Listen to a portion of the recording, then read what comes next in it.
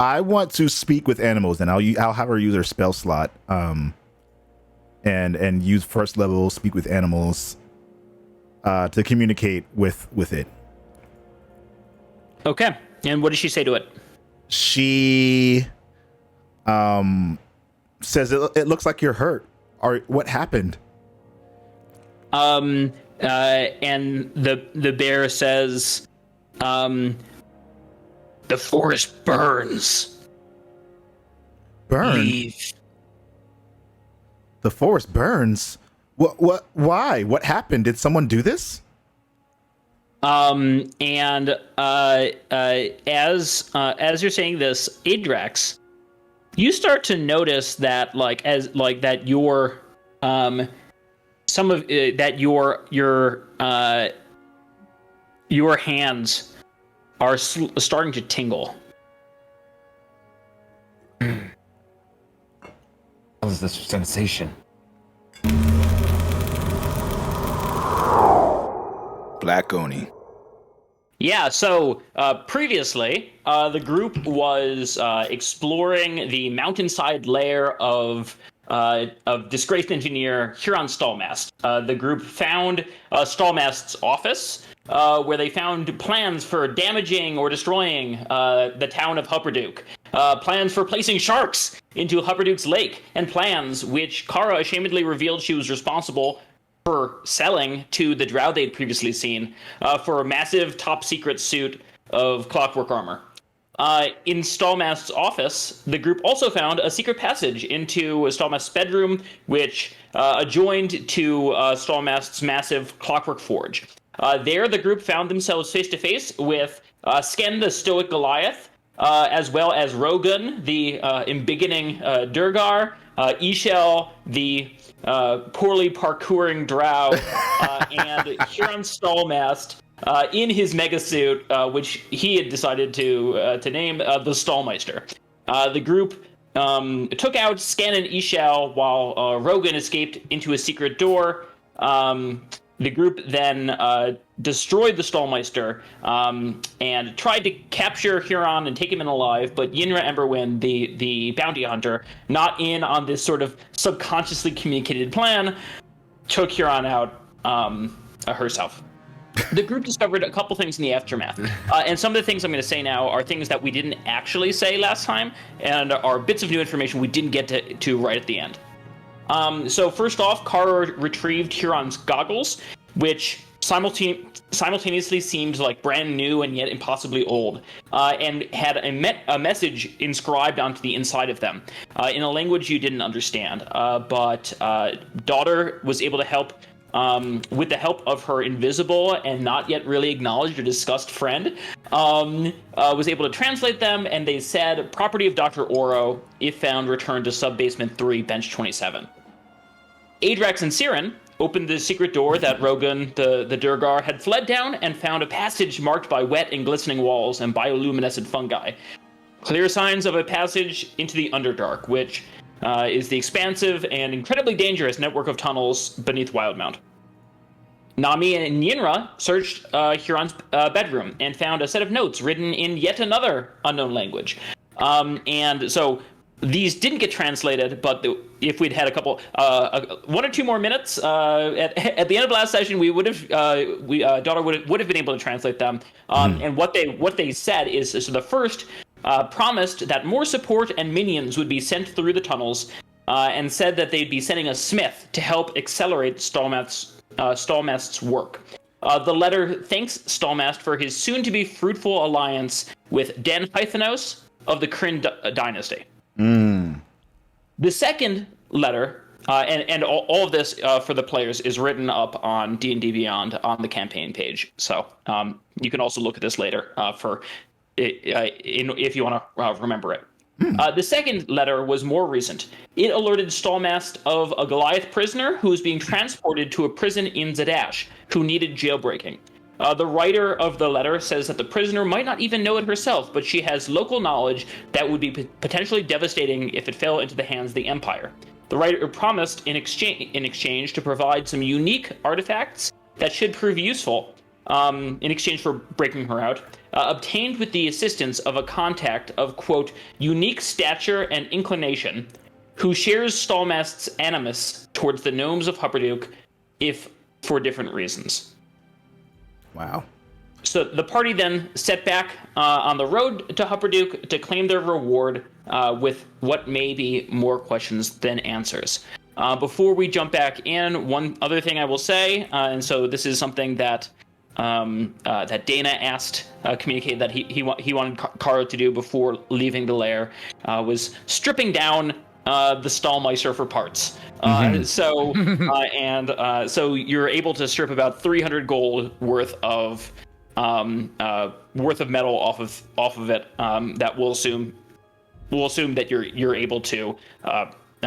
We can just convert it directly to gold now. Okay. And so That's Zack, 300 if divided you by want 5? to.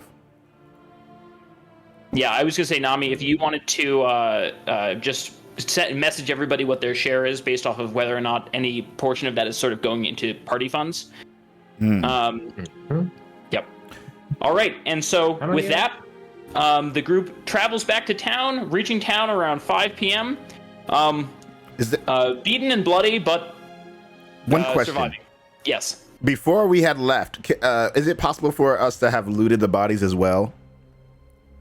Yes. Because I want to take that dagger that dude had, so I can dual wield.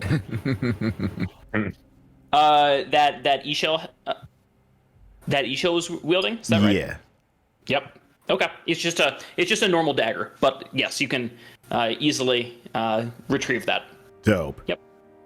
Inventory. Let me just add that to the inventory. Just regular dagger. Okay. And all right, and with that, arriving back in town, what would you folks like to do? I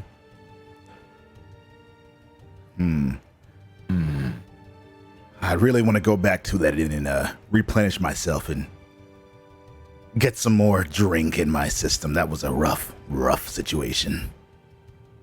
Yeah, I wasn't here last week, so we didn't heal before this session, right? Nope. Okay, yeah. I'd like to just kind of relax and chill for a little bit. I'm not feeling too great. Sounds like a very good idea. I'm for it as well. Should we go back to the last inn that we were at before, or maybe explore a new one? I think maybe just go to where we know, relax for a bit, Whatever the closest. then go get our money. All right, let's do it. What do you think, daughter? Daughter's tired. She just wants to go to sleep. All right, so you make your way to the Blushing Tankard, where at 5 o'clock, so a lot of gnomes are beginning to sort of just get off of shift, and are starting in on the sort of play hard half of the work hard play hard dynamic that sort of characterizes the town, and the inn is already bustling as you come in for the night. What would you like to do? Definitely get some food, get some drink, and then I'd like to also keep my ears perked around me to see like what the public perception of what's been going on is like, whether people are upbeat and feel safer, or whether they're on edge, or whatever that is. Okay. Sorry, go ahead. Oh yeah, so I go to the bartender and then say, have you got any cider yet? Anything a little different than the last time? So the bartender says, don't have cider. We do have Radler. Radler. Yeah. Have you? What is that? Oh well, it's a sort of a mixture. It's half lemonade that we ship in from out west, and half light ale. I'll try that. It's a refreshing drink for hot summer nights. Feels about right for this situation. I'll take one of those. And what about the rest of you? We've got Prost, we've got Radler, we've got Lager. Keller beer. Give me a rattler and bring me a bowl of meat. Bowl of meat. All right.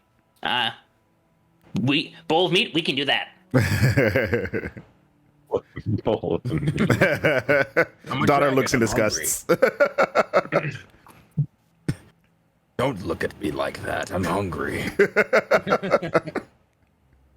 What's your strongest beverage? What's the strongest thing you got? The strongest that'd probably be the Trost. It's sweet, it's dark, it'll get you fucked up. All right. I'll take two of those, please.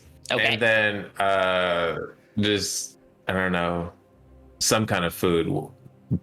Some bread. Yeah, bread. Give me some bread. I side eye her a little bit, like you want any protein or anything, or sustenance and any other. I don't. Bowl of meat. I don't. Get her a bowl of meat as well. I just need to sit down. I need to sit. Oh, all right.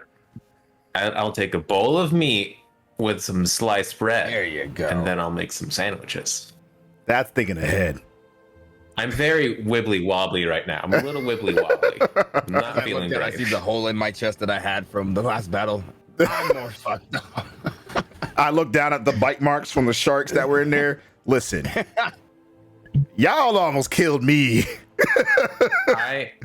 You got out of the pool of water. You were fine. I give them the deathiest glare I can. My eyes are barely open. I cleaned all my clothes using prestidigitation. I can't say that word. But I cleaned myself up. So I don't feel great, but I look great. You do. Yeah, nobody would be able to tell. But yeah, you feel beautiful. You're ready for some rest. Mm-hmm. Yes. So that's about, so everybody can mark off like 3 silver. And they after a bit they bring out your drinks and bring for those who are ordering a bowl of meat, they bring out some Schweinshaxe, which is sort of this bowl with this like marinated pork knuckle. And they also bring out, as requested, some plates of bread and some as well as some like bread dumplings and potatoes and coleslaw to sort of go on the side, and you sit in to enjoy a well-deserved rest. Siren, make a perception check. All right. Because you're keeping an ear out. Perception is I got an 18. Ooh. Okay. 18.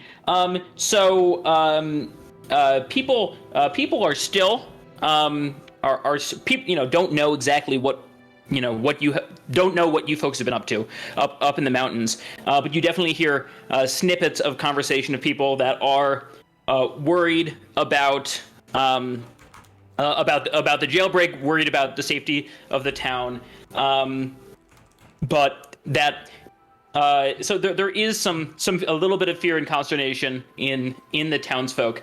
That doesn't necessarily prevent them from having a good time, celebrating, taking advantage of the nice summer nights.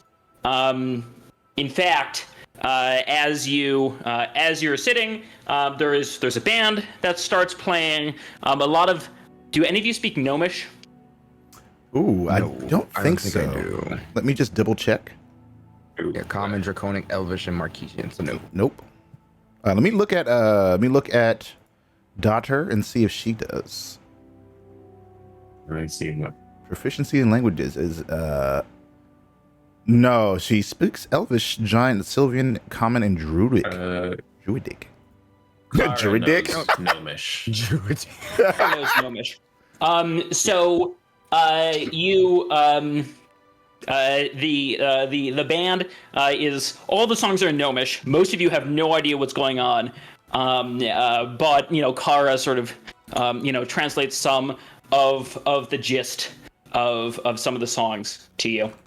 The band does sing one song that is in common that you're able to understand, and it goes a little like this.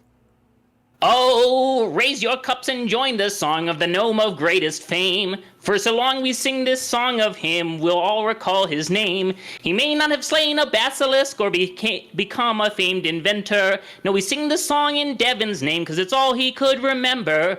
There never was one with a memory that was ever quite as dreadful as the famous gnome of song and tome, Devon the Forgetful.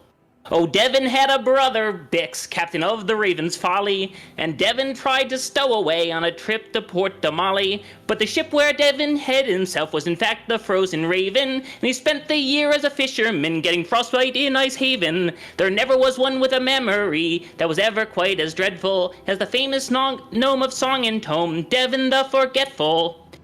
Devon and Bix took a trip up north and they found 2 magic keys that would open doors to magic rooms there to do whate'er they pleased. But when Devon left his room one night, he discovered to his shame that he'd left the key inside his room, lost forever from the plains. There never was one with a memory that was ever quite as dreadful as the famous gnome of song and tome, Devon the Forgetful. And that's the only song that is in common, and everything else is in Gnomish, and you have no idea what it means.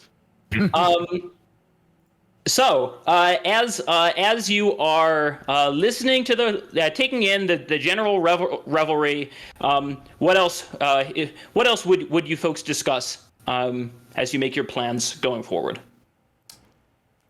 I guess the next thing.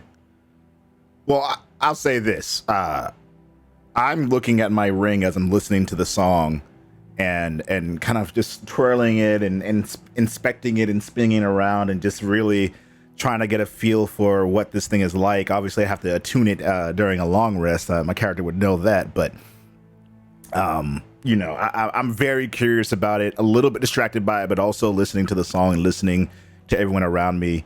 And then I say to our group, we're really going to have to figure out how to stop this. A catastrophic event that's been kind of determined to go down. And why don't we go to the guard with this information? That's actually a good point. We may just have to. And so I'm eating my meat and my drink, and hey, this is actually pretty good. Pretty good. Should we wait till tomorrow to do that, though? I don't know how. I don't know how much we're going to be able to get done tonight. What time is it? Will we know? Yeah, it was about that. At this, so you got back into town at about 5. So at this point, it's been about an hour or so. It's like 6 or 7. Okay. Well, we're still tired. So. I say we can probably leave this for the morning.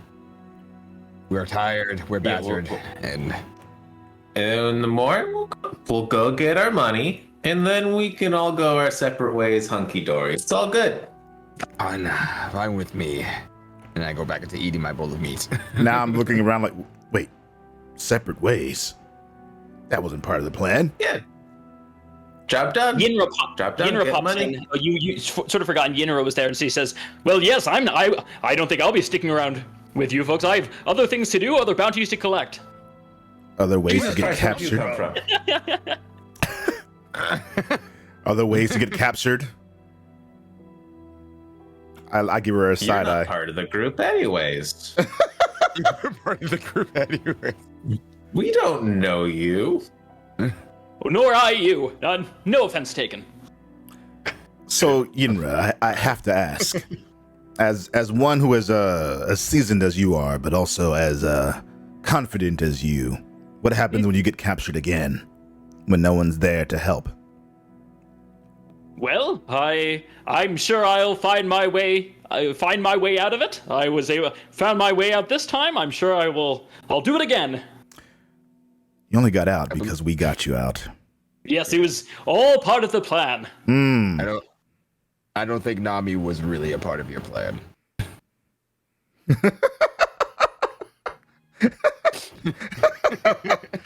I giggle a little bit, and I say to her, listen, I know you're all about this lone wolf world, but you're not bad in combat. If there ever comes a time when you need our help, just ask. Yes, perhaps our paths will cross again. Always enjoy a bit of friendly competition. Indeed.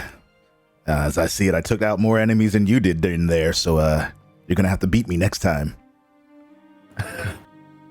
I don't quite remember it that way, but Of course not. To each his own. Are you guys flirting? Is this flirting?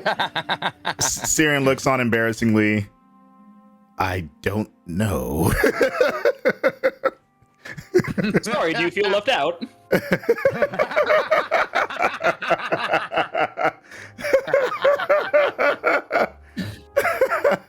I like you, but I also don't like you. Ladies, gentlemen, get a room. We're at it. I also like. Go right upstairs. No one noticed, but I did finish my 2 drinks, and I've already gotten the 3rd drink. No one's And as you're actually, so one thing you notice as you're getting another drink, looking around, is most of the gnomes here. They're almost all drinking Keller beer. They're almost all drinking the lager, drinking quite a bit of it.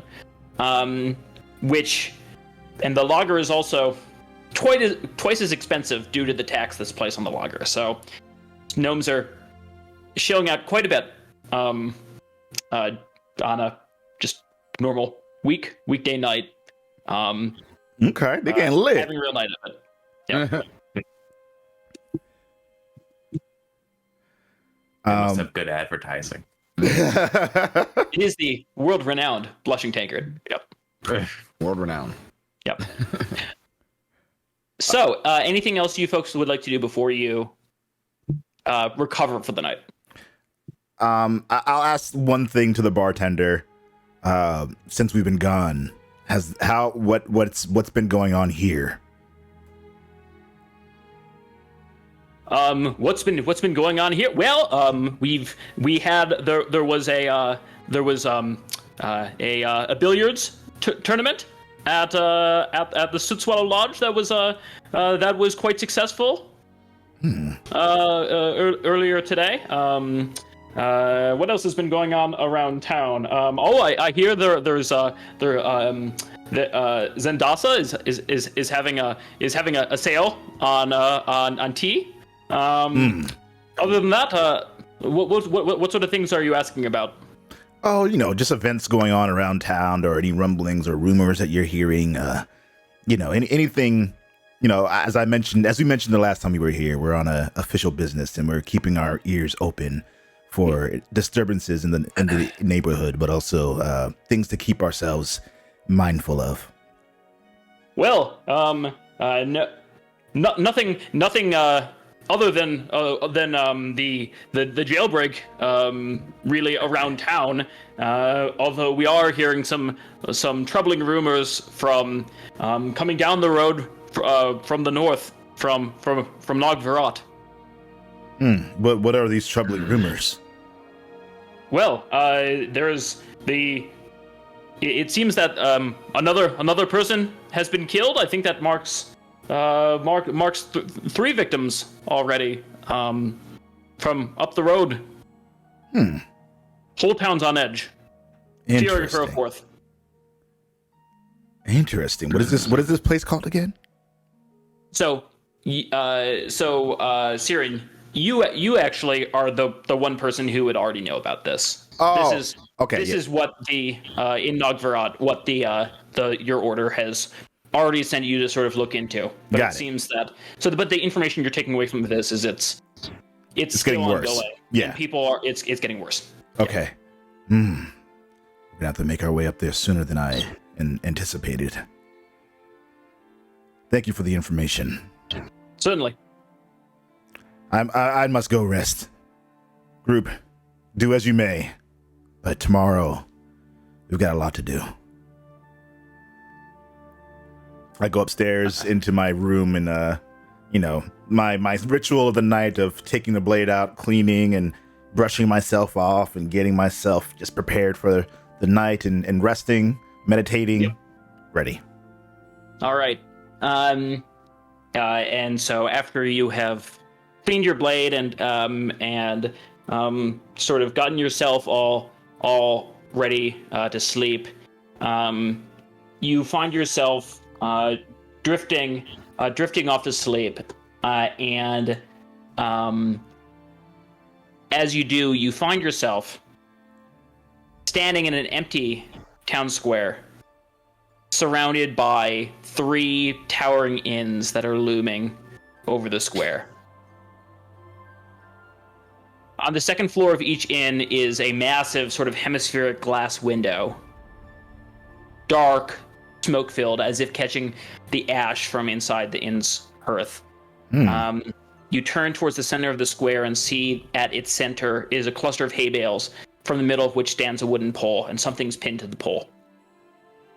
I go over to it and look at the pole and look at what's on it. Okay, so there's a note sort of pinned to the pole on a piece of cracked and yellowing parchment. Pull it down, read. There's just a single word written in faded ink, Mage Slayer. And as you read it, the parchment bursts into flame and disintegrates in your hand. I look in awe as this random paper just disintegrates, and also Mage Killer, bringing back ideas of what this could maybe be, but obviously in his dream state, I'm just concerned about finding out what's happening. And I look at these 3 buildings and try to decipher what they may allude to or mean, or what they might lead to.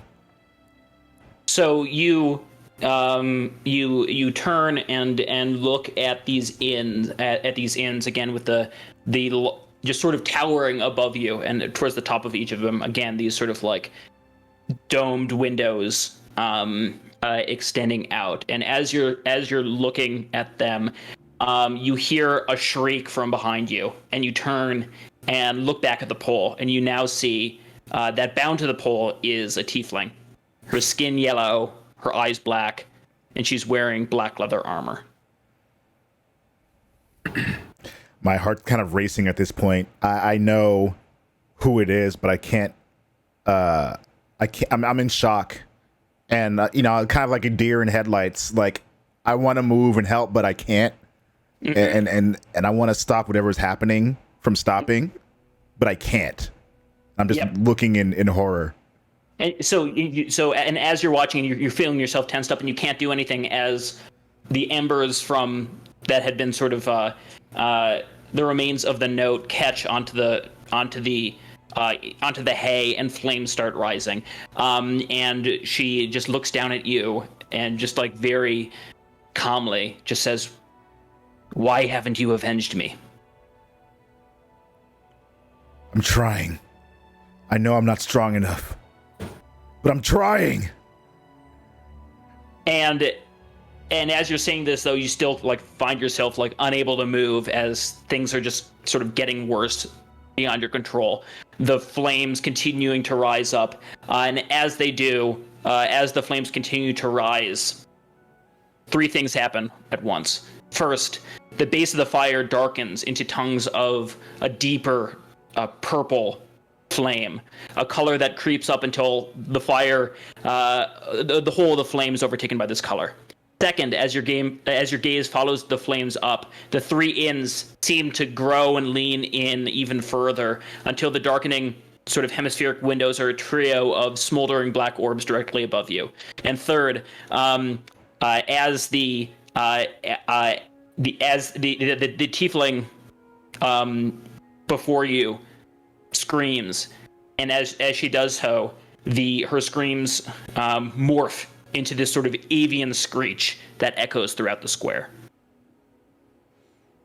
And your gaze fixed on this trios of orbs above you, your eyes stung by the ash, your skin blazing with sweat, this deep, rasping, bird-like voice taunts you.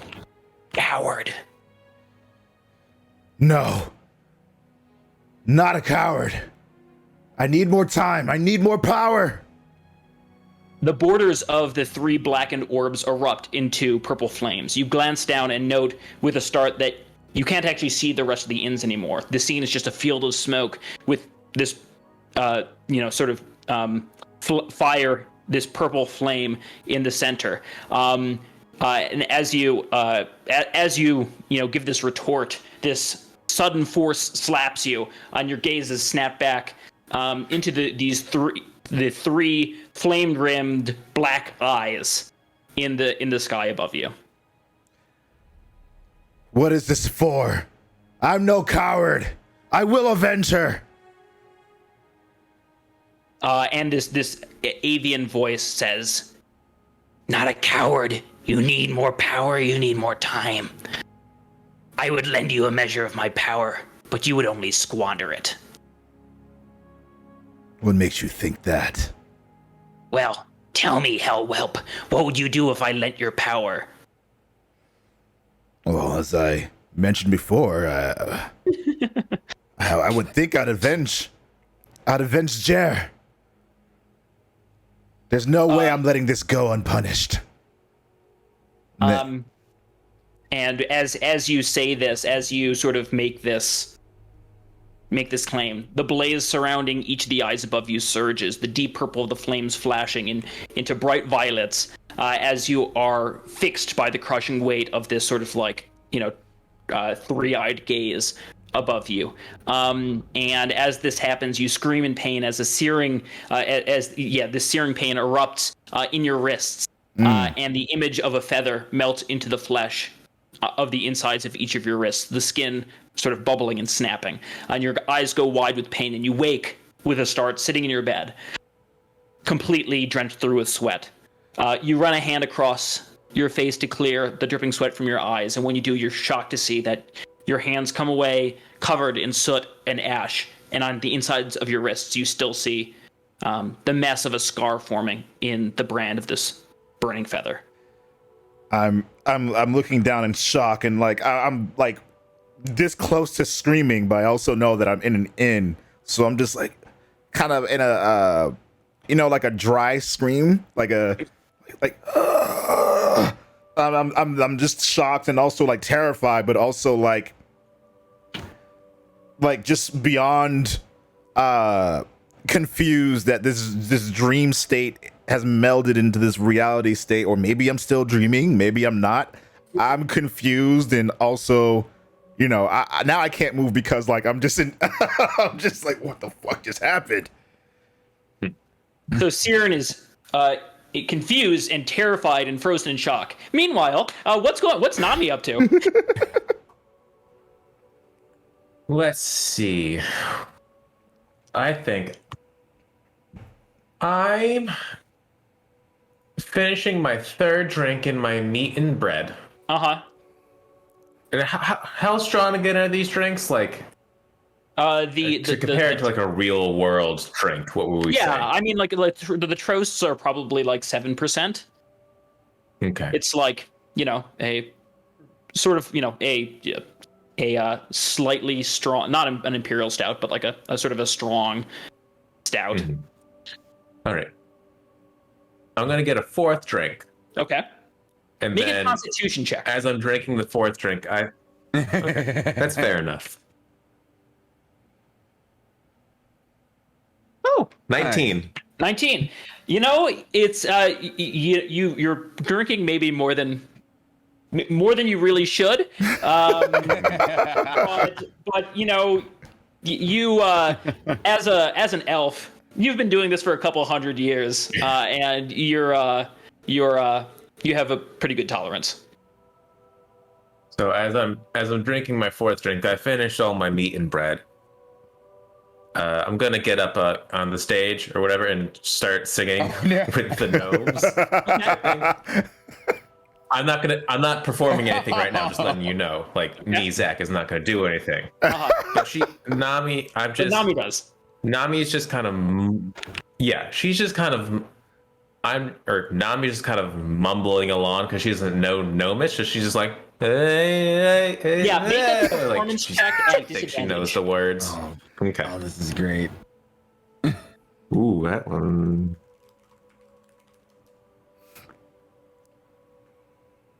Wow, I thought my first roll was bad because it was a 6, but then I rolled a 1. Oh Okay, no! yeah. So it's a 1. Boo! Or rather, boo! As the gnomes roundly boo you off the stage,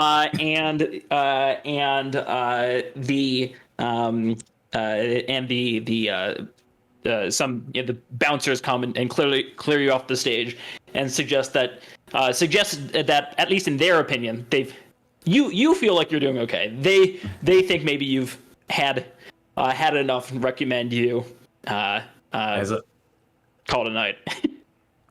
As I'm being pulled off the stage, I say, "Thank you, everyone," and then I shoot just a little shower of sparks with my hands, like "Thank you." You just see me. I'll And clap then, back. Okay, people are more into that. and then, yeah, I think at that point, I would head to bed then. Just Okay. go up to my room and just crash. Okay.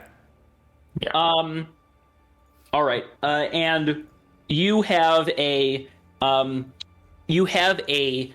peaceful slumber. No dreams take you. And you wake early, refreshed,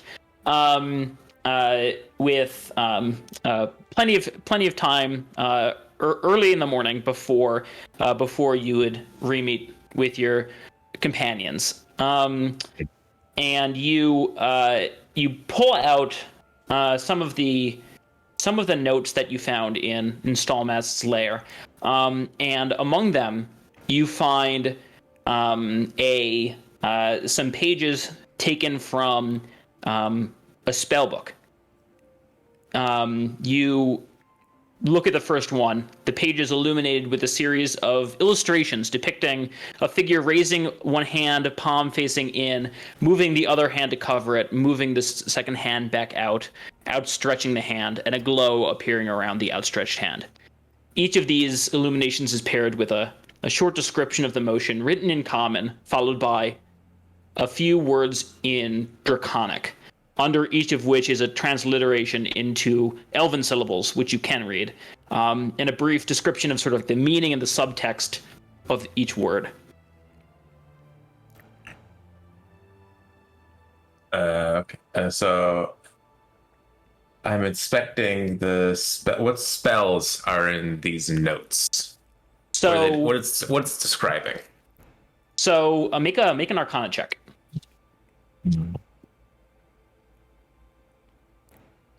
Oh, that's a 22. 22. Yeah. So you are able to identify this as, especially from it doesn't say outright, but you're able to tell, especially from some of the diagrams, that this is teaching. It's instructions for how to cast Mage Hand. That sounds important. I try to give it a go. I try to. I'm in my room right now. Yep. Okay. I try to cast Mage Hand and like grab like the lamp from across the room, something like that. Just something from across the room. I try to grab. So you try the first motion and line a couple times, but nothing happens. But eventually, sort of having like memorized the phonetics of the syllables, your mind is able to focus on the meaning and the subtext of the words, and you feel the hair raising on your arms, accompanied by this faint, not terribly pleasant sort of pins and needles sensation, as your speech sort of falters and falls out of sync with the gestures. But you try again, and are able to complete at least the first few words of this spell in synchrony with the motions of your hand, and you hear this faint buzzing hum in your head, and trying again and again, you're eventually able to master this spell. It's only a few seconds long. Casting the spell only takes a few seconds, but it's in an unknown language to you. You're having to rely on trying to memorize these like syllables just phonetically, and it's really dependent on timing. It takes you a good amount of time to master, even with this guide. But finally, completing the entire spell, your hand does begin to glow, and with your mind focused on it, you're able to move the shape of this glowing hand out across the room to grasp this object that you had been focusing on. Ooh. I'm gonna steal so many more things now, I think. I'm very excited about this. So this sort of marks your entry into setting you on the path of the arcane trickster. Yep. Yeah. Finally. Gonna be tricky. I'm gonna steal things. Adrax. I'm most likely finishing my third bowl of meat because I am a big dragon, so I eat a lot. I go to the bartender since my party is who's still around the table actually. At this point, we'll say at this point it would pretty much be like Yinra and Kara. Okay. Everyone else would have head off to bed earlier at this point. Okay. So I walk over to the bartender and pretty much ask him like a little bit of a whisper so not a lot of people can hear. And I ask, hey, you pretty much have your ear to the ground in this area. Have you heard of the Duke of Cups coming through this way? The Duke of Cups. Gonna have them roll a history check to see if they know who you're talking about. Okay.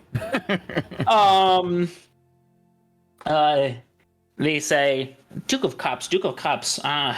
Where have I heard that name? Where have I heard that name before? Not in through this town. I don't think they've been in Hupperduke. I feel like I do remember reading something about who is that? What I've heard that he is a bard, silver-scaled dragon, dragonborn.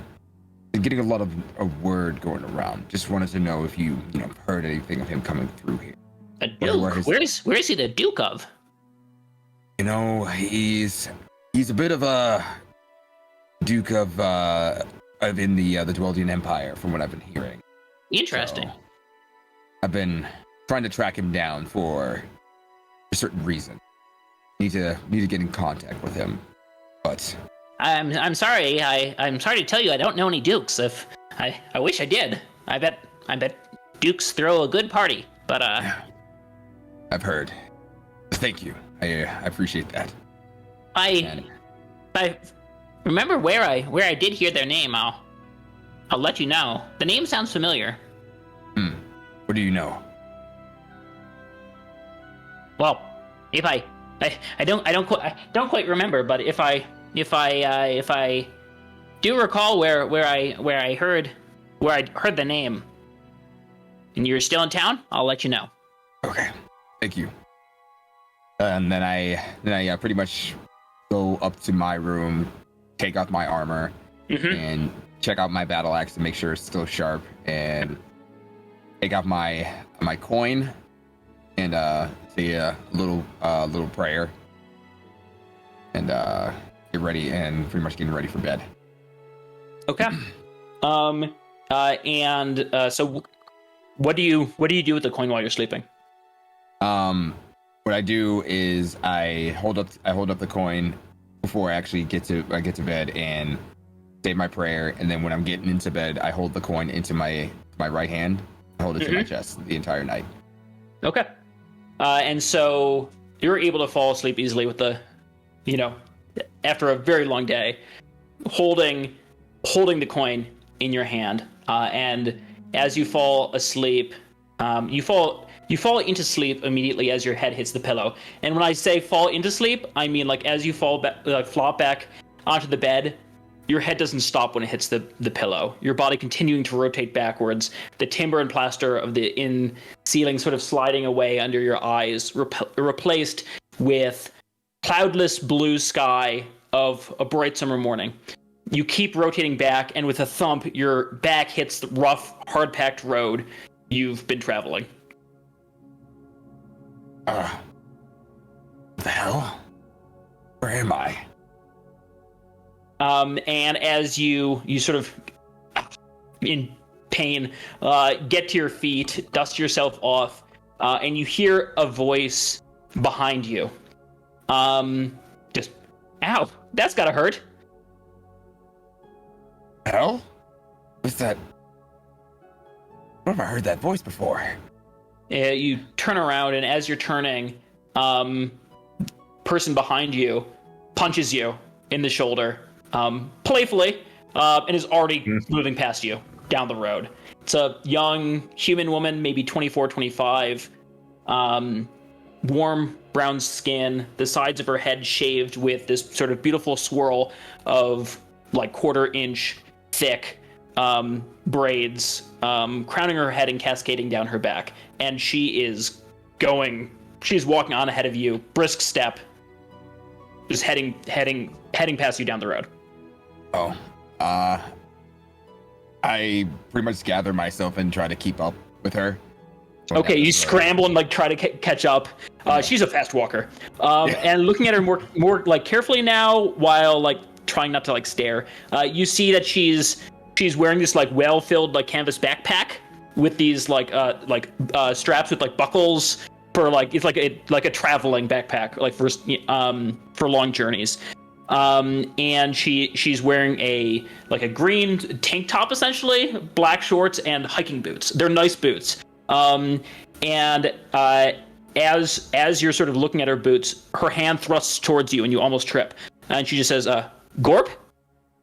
And in her hand, there's just like a smattering of like fruits and nuts and chocolate. Are you offering this to me?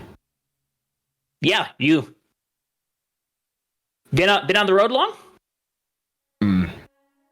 Yeah, I've been traveling for a while. Do you know where we are? She says, "Oh, I thought it was obvious. We're on the road." She grabs another handful of gorp, just puts it all into her mouth at once, sort of chewing as she walks, and she says, "So, we're here." What? Sorry. Sorry. Where are you headed? Heading up north. I believe I'm going north. Heading up north. Oh, wow, that's great. I know a shortcut. And she grabs your hand and pulls you in towards the woods, on the sort of like the left side of the path. And as you reach the edge of the forest, she pushes some fronds out of the way, revealing a path leading into the woods. Head through the forest, just tromping down the path, and she takes a draw from a metal water bottle, and she says, where exactly are you going in the north? Going to the where am I going? I believe I'm going to Rexentrum. Rexentrum. Yuck. Plenty of streets to explore, but none of them long enough for a real trip. You know what I mean? You been there before? No. I'm from the coast. I pretty much have been living there all my life. Long journey. Well, I hope you find what you're looking for there. Someone I'm looking for. And the path emerges from the edge of the forest, and you find yourself on a high rocky outcropping, looking for miles over forests and plains below. And far in the distance, you see the walls of a great city, a massive inclining hill rising from its center, very far in the distance. And as you come to the edge of the cliff, looking over the scene, she stops And it's the first time you've actually seen her while you've been walking with her, that she hasn't been in motion, where she's actually stopped walking.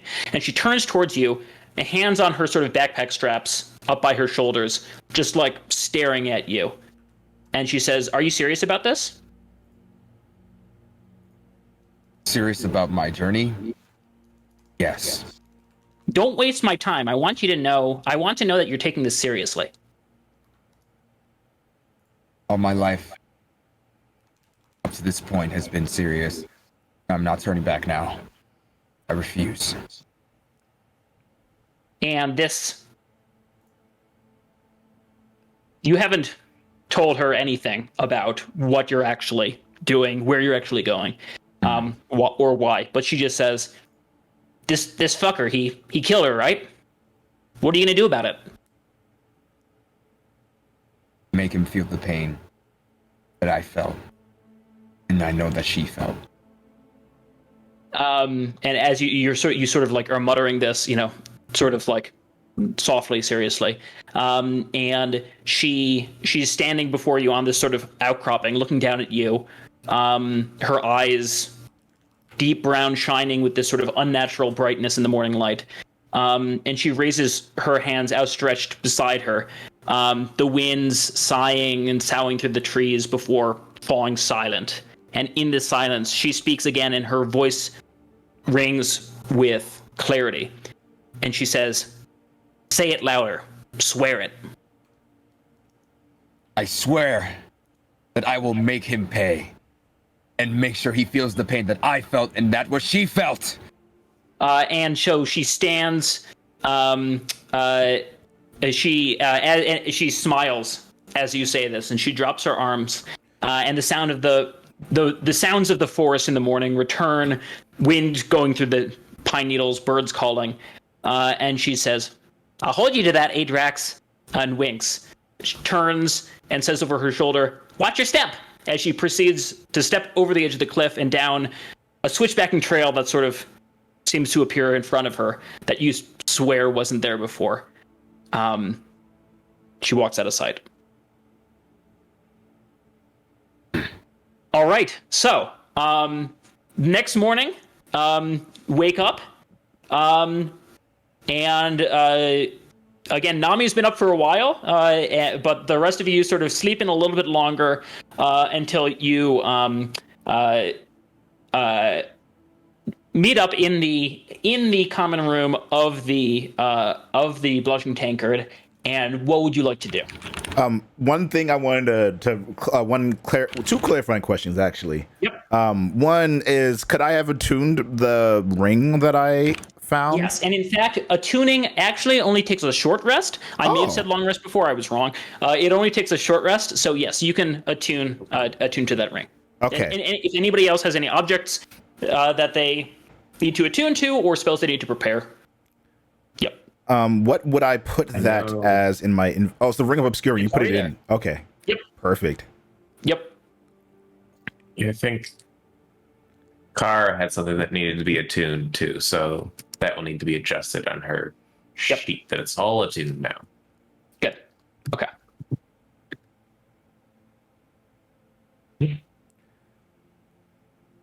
All right, and so you're checking out your new items, practicing some of your new abilities, and where does the day take you? I'm just Breakfast. Yeah, definitely. So we do the food thing. All right. Yep. And the sort of standard breakfast here is sort of like these thin, savory pancakes with, don't worry, for the meat eaters, some sausages accompanying them. But these small bowls of like a beef soup. And so you're I assume nobody's they're not really serving beer yet for or they're not expecting to, although there are some people who got off the late shift who are still drinking from the night before, even at this time in the morning. But they're happy to bring you folks your breakfasts. I go in my pocket and retrieve a bag of seemingly endless coffee. Oh, god damn it. And I take out my coffee and Coffee. Not the bag beans. start whipping it and getting my coffee ready for the day. Some Willie Beans coffee. Go get yours now today. Such plot. He actually plugs it. Yup, I got I'd like you. I'd like to mage hand slap him for product placement. I dodge. Now, is this the crit or the double crit? You said what? Is this the crit or the double crit? Oh, this is the double crit, baby. You going Double bold. crit. You going bold, baby. I request a hot water and a coffee drip maker. Yeah, they're not super happy about you like bringing outside beverages in, but like they deal with it because this is like your second night here, and so like they're happy to have your business, but they're a little bit disgruntled at this behavior. I'm sick. I'm sorry, the coffee's just better. I look over and I say, give me an order of flapjacks and 10 sausages that you can give me. Right. You get another bowl, mate. Right. Just big bowl of sausages and another plate of these savory pancakes. Give me a cup of coffee and let me get some lemonade if you have any. Okay, they bring you a mug that you can use to for some of Siren's coffee, and they'll bring you some lemonade as well. You can mark off 2 silver for this extra hearty breakfast. Okay. I asked for just like the pancakes and also a mug. Okay. But when they bring it to me, I'd like to be like, oh, no, I got it. And I'd like to mage hand it from them to bring it to me. Okay, make a performance check. Oh, that didn't go well last time. This one's bad. This one's bad. 1 second. 15. Hey. Okay, all right. Yeah, so at first, there's like a little bit of shock of like, what is this thing flying towards me? But there are enough sort of practitioners of the magical arts that they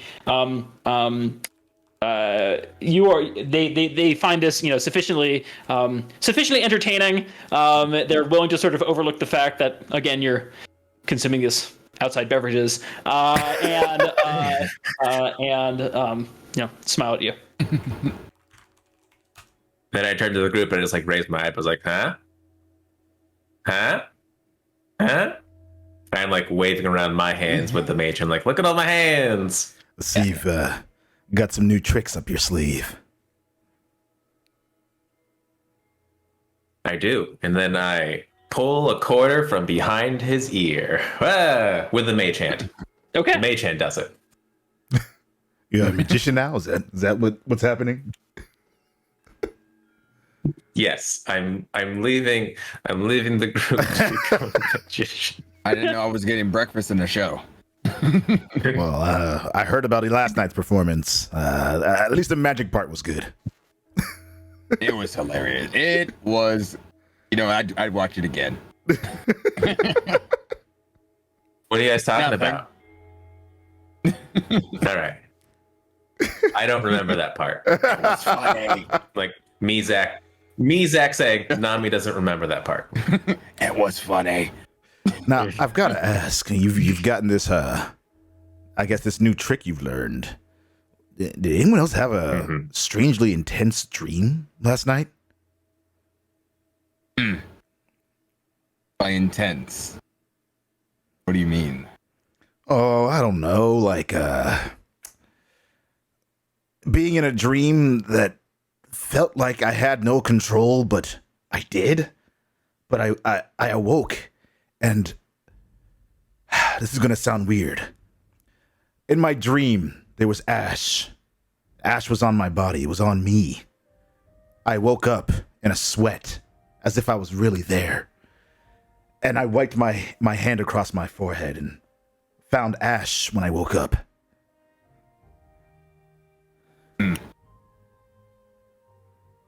Are you a phoenix?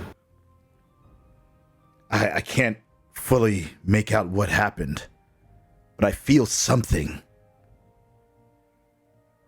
And I look down at my hands again, and I look at the scar that was on it, and I assume I can still see that there's a scar there. And then I like show them my wrist, like, look. I like unravel my gauntlet to show them. So, as you do this, Adrax, I'd like you to make a religion check. Religion check? Okay. Let's see. Let's see if we get a good roll. Of course not. I got 4. 4. Yeah, it looks painful. You sort of wonder if like he did this to himself, like. I hold his wrist, and I'm just like, you sure you didn't burn yourself drinking too much last night? I had one drink. Are you a lightweight? It's okay if you are. No, damn it! I know what I saw in my dream. I know what happened out here, but I don't know why. I don't know how. I don't know, friend, but just be careful at night, all right? No more strong stuff for you. I give him the grimace. And their relationship is funny. He's kind of, as Siren is younger, wise but younger. He's kind of like at this point feeling like a little brother. God damn it! We've already been through so much already. So yeah. So. I guess we should head over and get our money and see what else we can learn. Yimra pops in and says, "Yes, I think that's an excellent plan." Jesus Christ! Christ! Fuck, you're still here? How?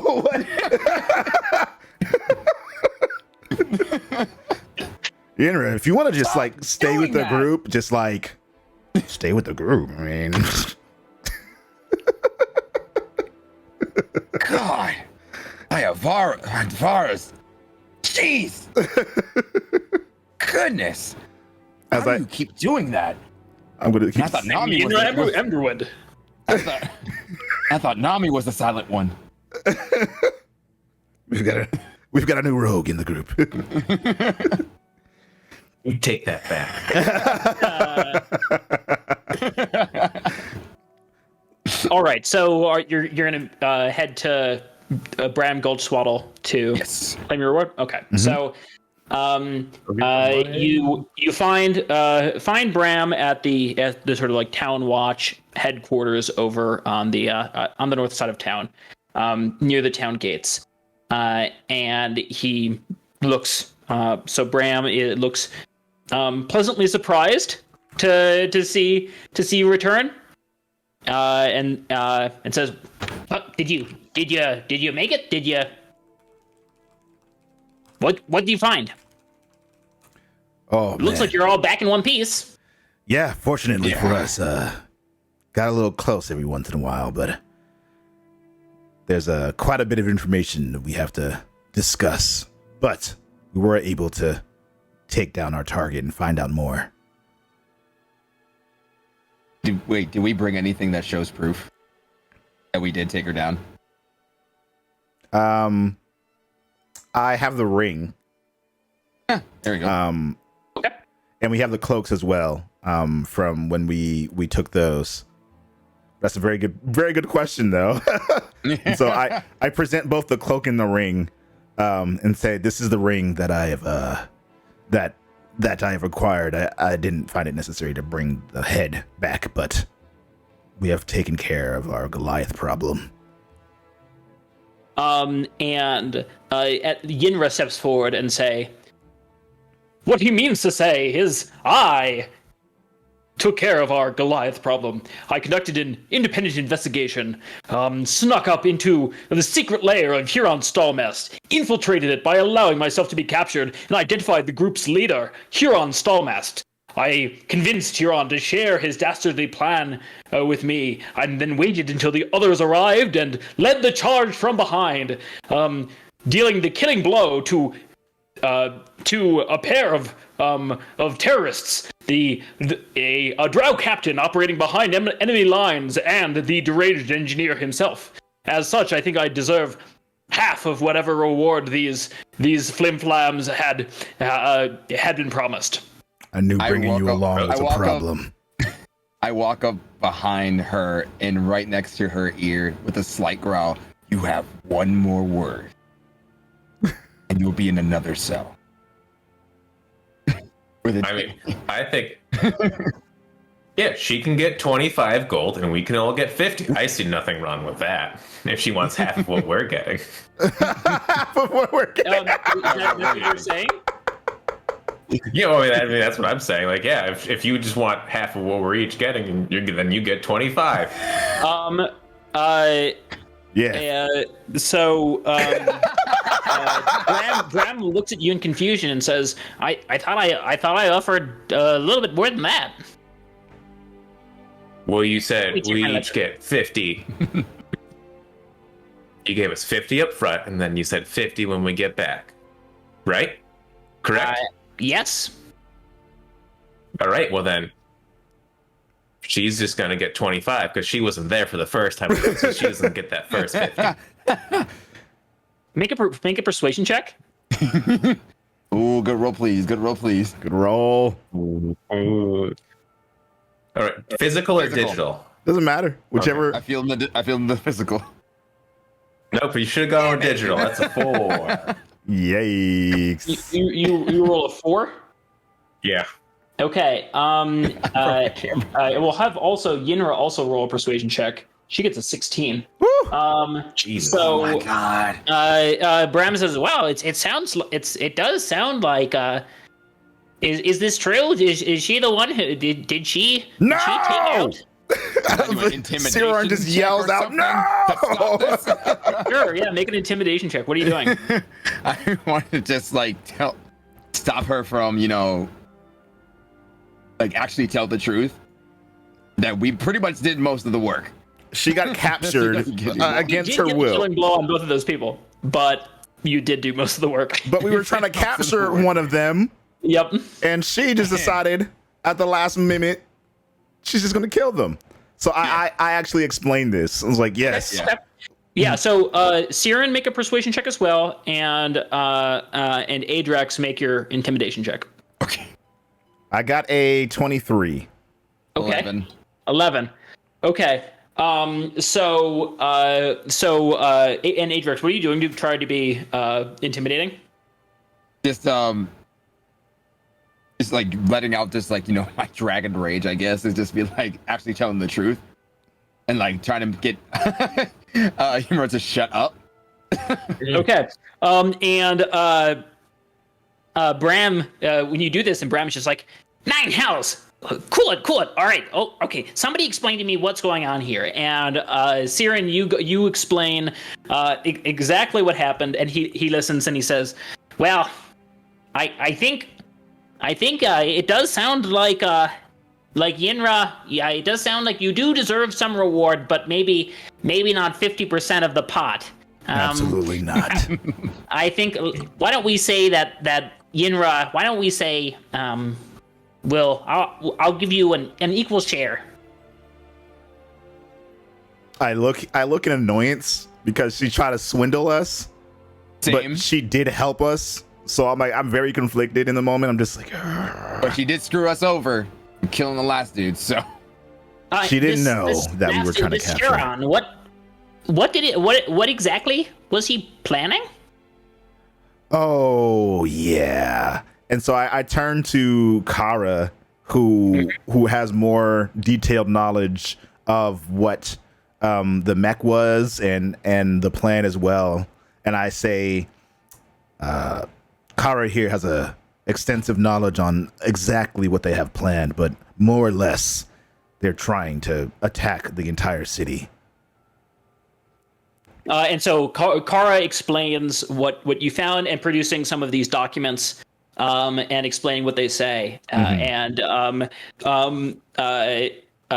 Bram just is sort of looking through them. He's like, "Oh my god, sharks! How do you get sharks into in this part of the country. We're nowhere near the ocean. This doesn't make any sense. Are you sure? I can assure you, there were sharks. I was attacked by them. He went swimming. Yeah, let's just say he seen a few. This is really quite something. Let me tell you what. I'm still going to give you all an equal share, but I think I can offer a little bit more of a reward. For this, it really sounds like you've done a great service to the Empire.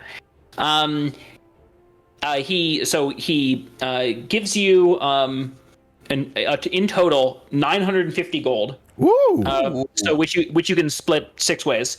So this is on top of what you got before. And he says, "Oh, one moment." And he takes out a piece of paper and he jots down a quick note, puts it in an envelope, seals it, and says, I wish I could offer you more, but don't have that much gold on hand right now. That's earmarked for adventuring parties. But I'll tell you what. Take this letter, and if you bring this to Rexentrum, to the Prime Arbiter on Kaya's Crest. I'm sure that the Empire will be able to offer you a substantially larger reward, or at least something in addition, due to the service you've done for them. Thank you. And just for clarifying for me for writing notes, is this the 2 things you just said, places or people? Right. So make a history check. Okay. History, where are you? I have advantage on history. Good. And anybody else who's trained in history can do so as well. Either got a 19 or we got a 19. Yes, let's go with that. 19, a 19 will be fine.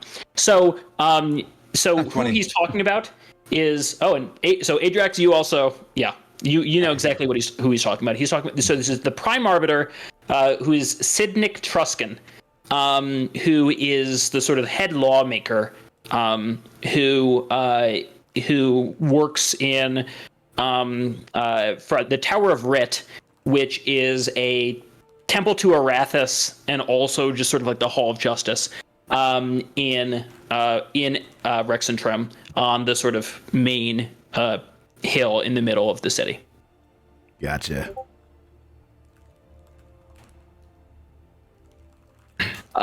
He says, before you leave, is there anything else I can do for you? Any questions you have?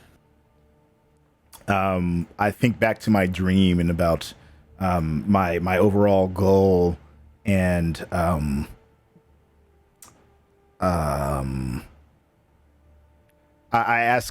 look to them and I in a serious face I ask them about Felderwin and what they know about events that transpired there not too long ago in terms of things, houses burning, and so I literally just ask, what do you know about Felderwin and a burning house?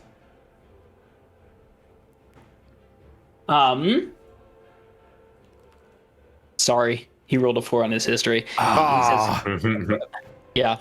If Felderwin, was there a fire? Yeah. Was this recent? Recent enough. But I see that you haven't. I don't really know what that means. What do you enough for what? Recent enough for it to be fresh in people's minds. If you hadn't heard about it, then you definitely wouldn't know. Well, I will. I'll have to send word to Felderwin and ask if there's any. Got a cousin who lives there. I'll have to. Definitely write in and see. Okay. I'll. Yeah. So I hadn't heard there was a fire. I hope people are okay. Yeah, it was a year ago. If you hadn't heard from your cousin since then you might want to. A year. Oh, I misunderstood. I thought you meant very recently. It's recent for me.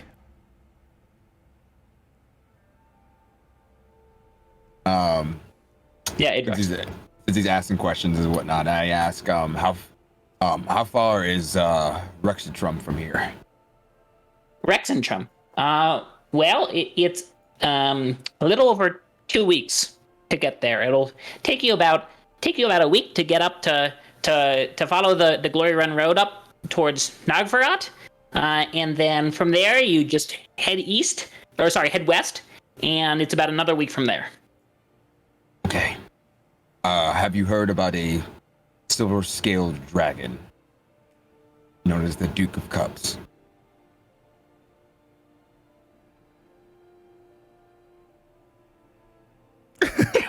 No one knows. None of these. I'm sorry. None of these people. None of these people have heard anything about any of these things you're talking about. It's okay.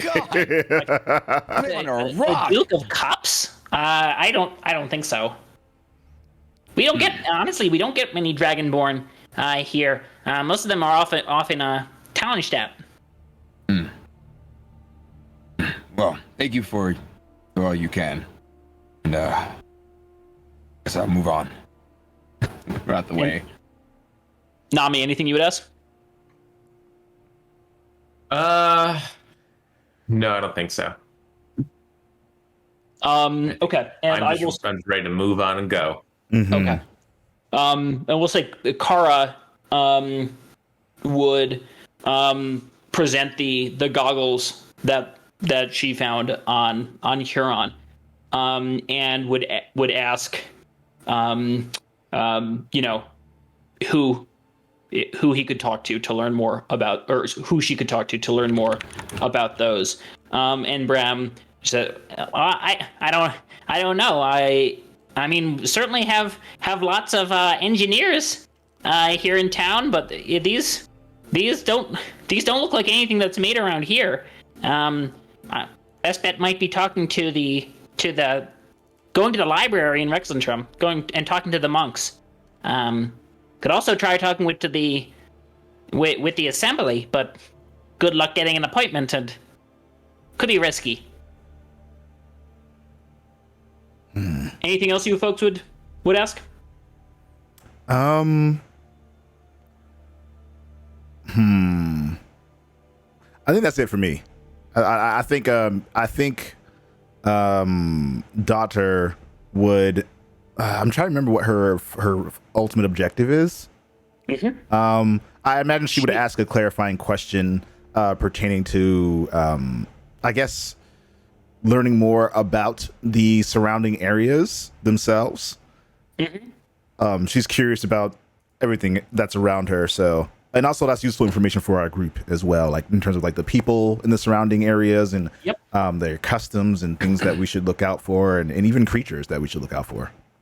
Great question. And so she would say this, and Bram would say, "Well, when you head east, head north on the road, make sure to while you're going through you'll pass through a small forest. We call it the Crispvale Thicket.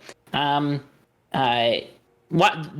think there's some more Purbolgs there. They don't come to town much, but I believe there are some Furbolgs who live out in the wood, so maybe keep an eye out for them. But shouldn't have too much trouble going through the forest if you keep to the road and so forth. Nothing too terrible in the woods, but nature does have its predators." She nods and says, "Oh, that's great to hear. There's more Furbolg. I knew about them, but the creatures of the night or the day, we'll keep our eyes out for." And I think that's probably all the questions that we have as a group.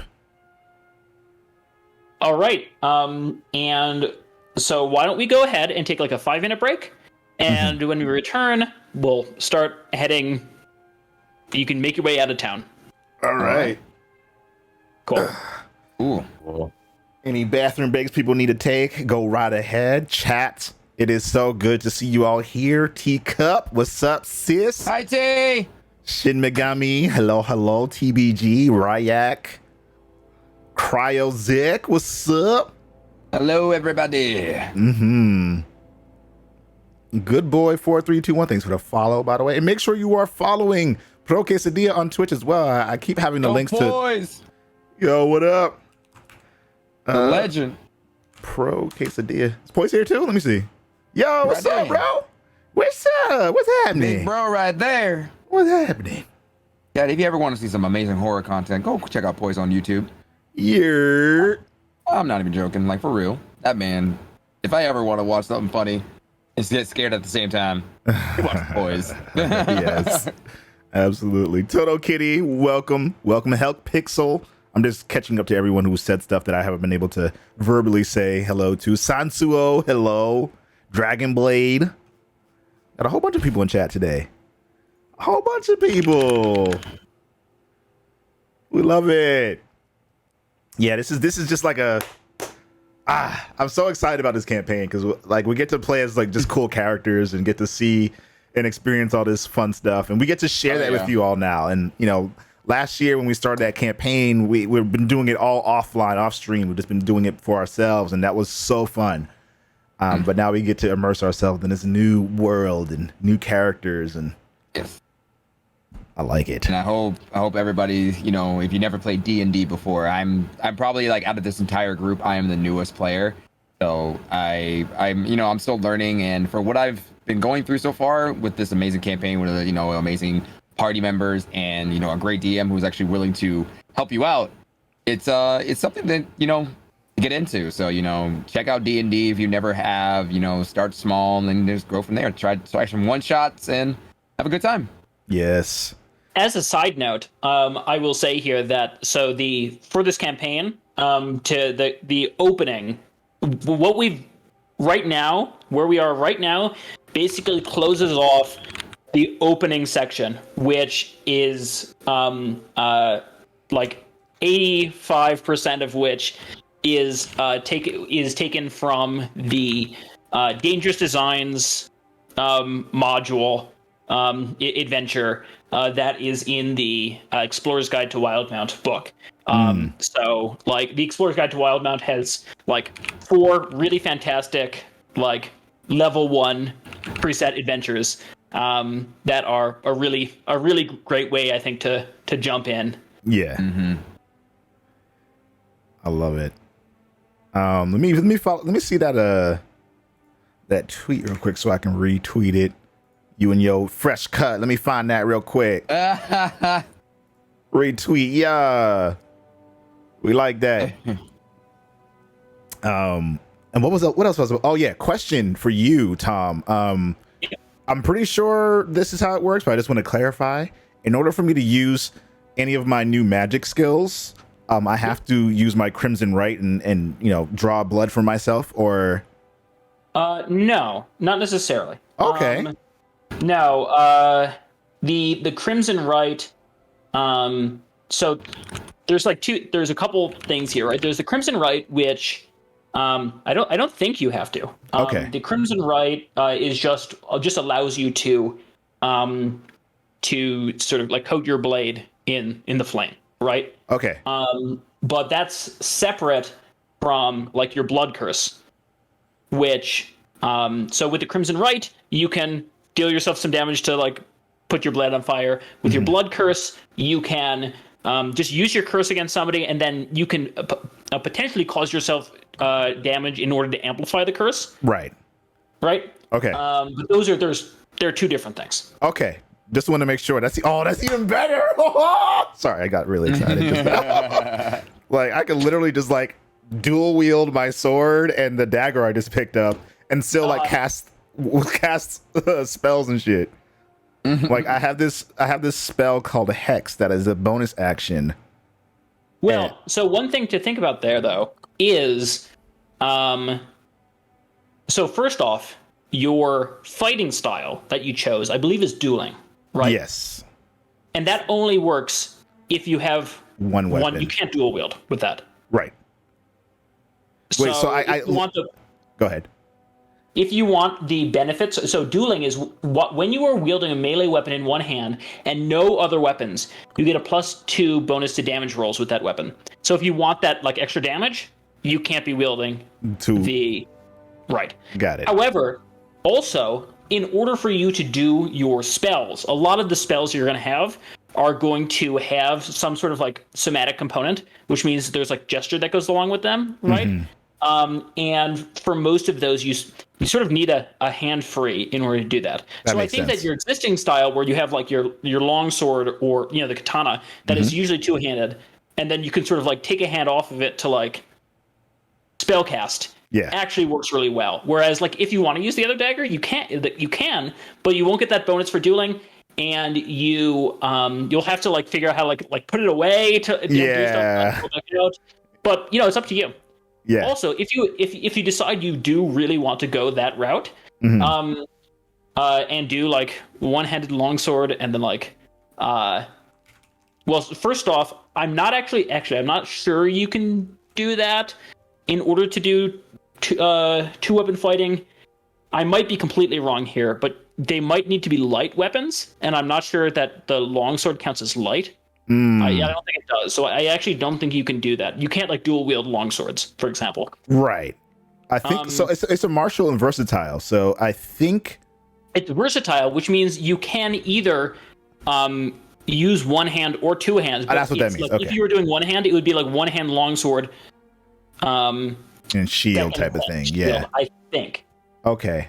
All right. Let me just double check before I decide to ever do, because like I'm probably not going to really use dual weapon, but there might be certain circumstances where it would make sense to do it. You can dual wield longswords, but it requires a feat. Oh, okay. You need a special feat in order to wield two like non-light weapons. Okay. So I see two weapon fighting. Let me just double check when you did. No, light melee weapon. Yeah, it has to be a light melee weapon. Yep. Okay. All good to know. But good to have the dagger in case. Yes. Yep. Yes. I figured having a backup melee weapon. I do have a whip too. Haven't used that yet. Yeah. Ooh, that's fun. Part of like the starter equipment for this class.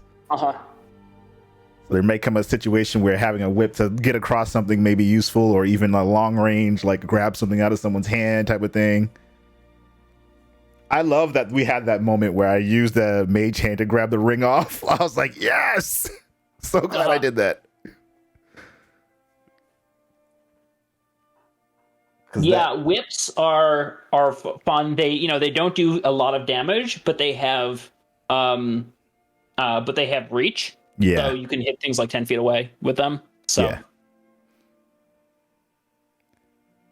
And it's still melee, so if I really wanted to, I could, I can imbue that with fire and still. Oh, can you do that? I think so, right? Because the Crimson Right, as a bonus action, imbue a weapon to strike for 1d4 extra damage of your chosen type. Yeah, it just says a weapon. So you could, sit your whip on. That's pretty fun. Yeah. that'd be cool. Yeah. I'll try to think of some creative ways to incorporate that, because that would be pretty fun. Yep. All right, you folks ready? Oh yeah, ready.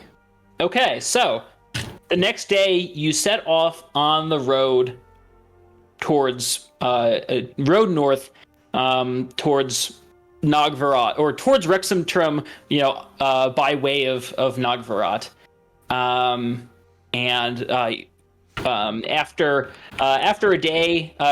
2 days of traveling, you do find yourselves entering this forest that Bram had told you about, the Crisvale Thicket. So as you travel into the forest, it's quite peaceful. Light filtering in through the branches of elm trees that fill the forest. It's not like perhaps some of the other forests that where you've been, like Siren, where you trained. Unlike those, it's more airy, it's more open. But as you are traveling, Daughter would, with her passive perception, would hear something and would would tell you to stop. And all right, what's wrong? What's happening? You She okay? says, "I hear something. Something's coming." And make a perception check, Siren. All right. Perception is not so great. Ooh, I got a 1.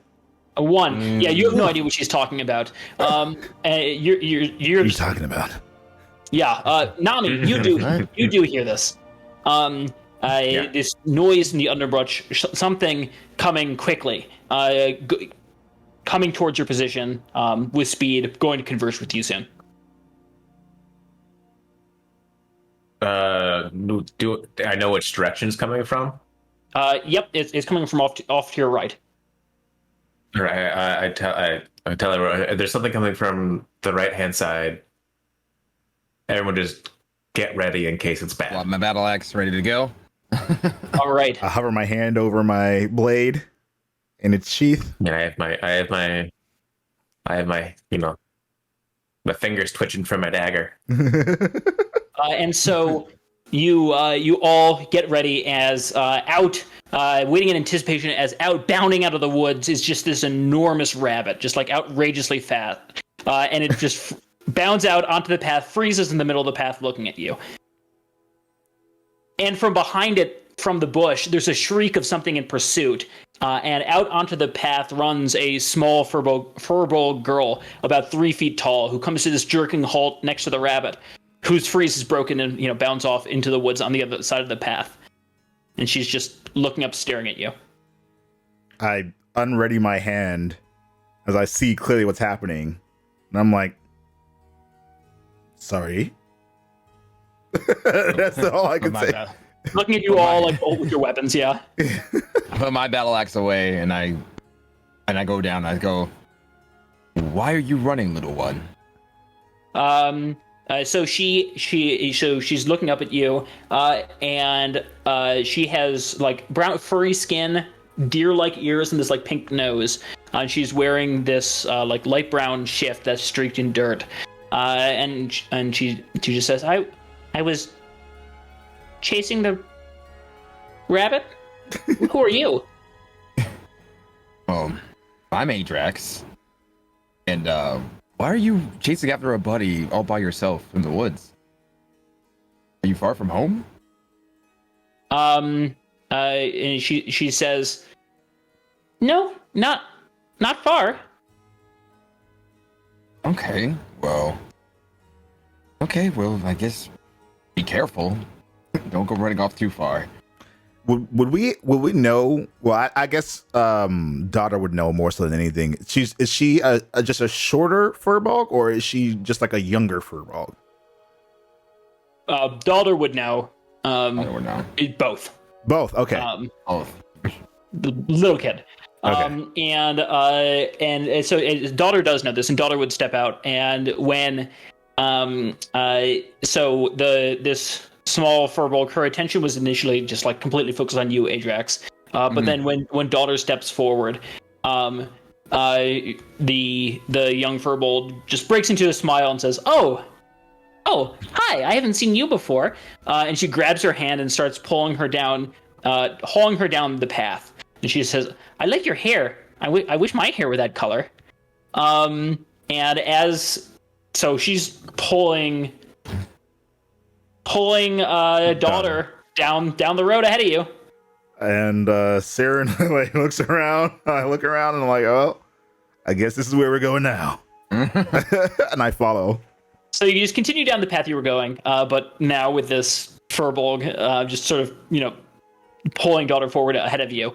And she's just making small talk. She's like, and she starts pointing out some of her friends. Trees, points to one, says it's like it's kind of fidgety, points to another, it says like that one likes to keep to himself, and she would look at ask daughter, well, what are your tree friends like? Question. Is this obviously like furballs, druids, they have the attunement towards nature. it is normal for furbolgs to be able to sense the personalities of trees, or is this like a child thing? Go ahead and make a history check. Okay. Now this is for daughter. Sure. Okay. Let me just roll my analog. Actually, this is for Siren. Oh, okay. Let me just roll it here then. It's a little easier. So history, that's not a good one. Let's see if this one is also not a good one. I got a 7.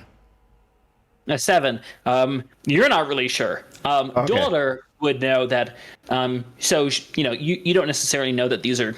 She wouldn't necessarily know if these were druids, but furbolgs in general do have a connection. All have a connection with nature. Mm-hmm. And this is not terribly out of the ordinary for behavior from a furbolg. Okay. The girl would say, "I like the elms. They're so active. Not like Sleepy. Sometimes Sleepy just sits there for months and doesn't do anything." And she continues leading you down the road where you come to a clearing where there are 5 furbolgs seated in a circle drinking tea and talking. They all have fuzzy brown or slate blue skin with this sort of like tumbling, curling, dark hair. One of them looks up and says, "Oh, visitors! Haven't had visitors in a while. What brings you through the forest?" I look to daughter. I look to our group, and then I say, "Well, we're actually just traveling through on our way up to where was our? Sorry, out of game. What was our next destination again? We're going to Nogvarot. Is that where? Nogvarot. Okay. Nogvarot. On our way through to Nogvarot. But we're intrigued by this forest, though. It's beautiful. Sure is. Nogvarot, wow. Big travelers. One could say yes. I haven't been out of this forest in, I don't know, a couple hundred years. And I'd like to do a history check to see if I would know how long furbolgs live. Yeah. Sorry. I meant them to say that they haven't. Their group hasn't been out. Oh, okay. All right. Yeah, sorry. That's okay. I was like, whoa. I was like, is this common knowledge for us? Furbolgs can live for several hundred years, but this particular one who's talking to you is not that old. Okay. Got it. Well, I mean, wouldn't have too much reason to leave such a beautiful forest, would you? Nah, it's got everything we need right here. And he's just sipping some tea. What kind of tea is that? Oh, this? You want some? I'd be delighted. Anybody else going to drink this tea?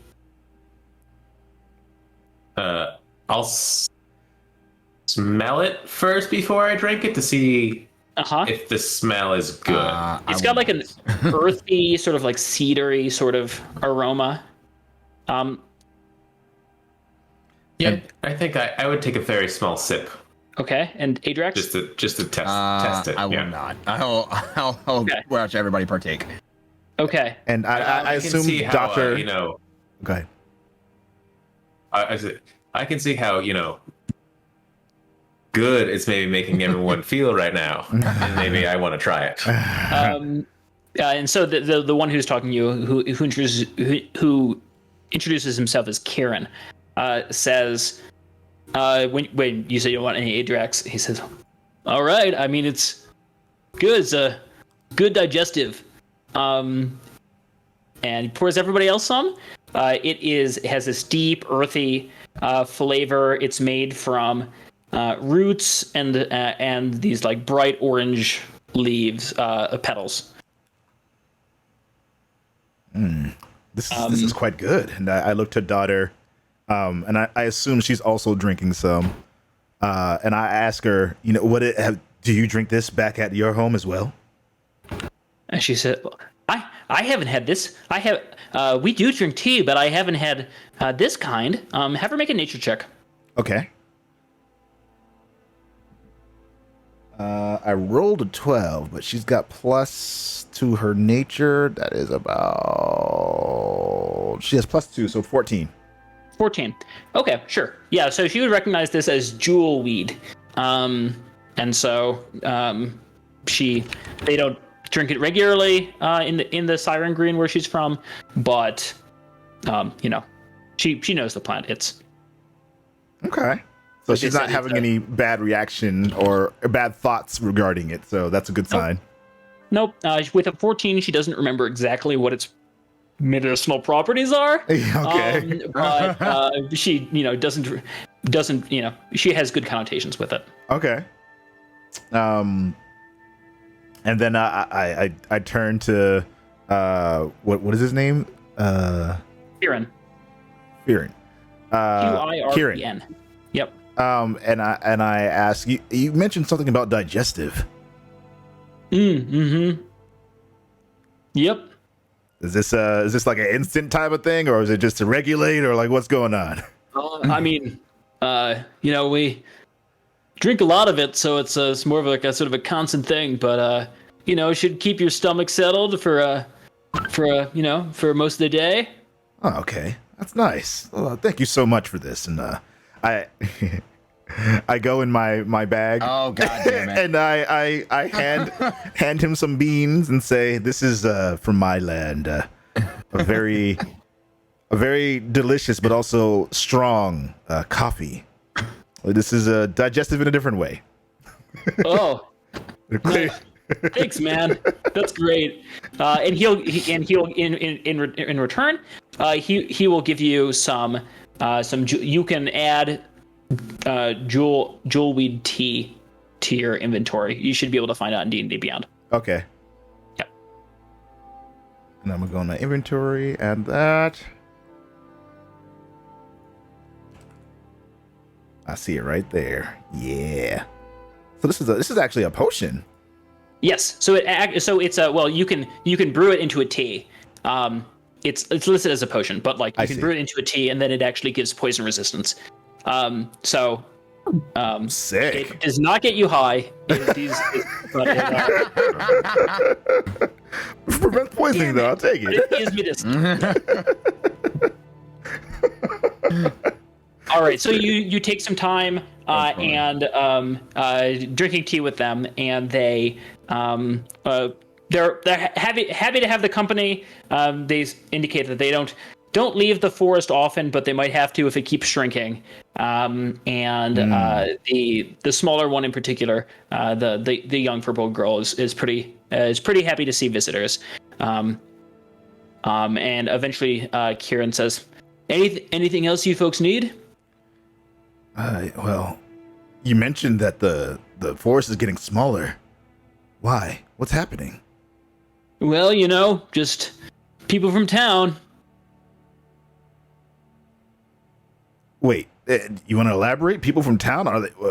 So I'm kind of ignorant in the sense of I don't know that there's being possibly deforestation going on.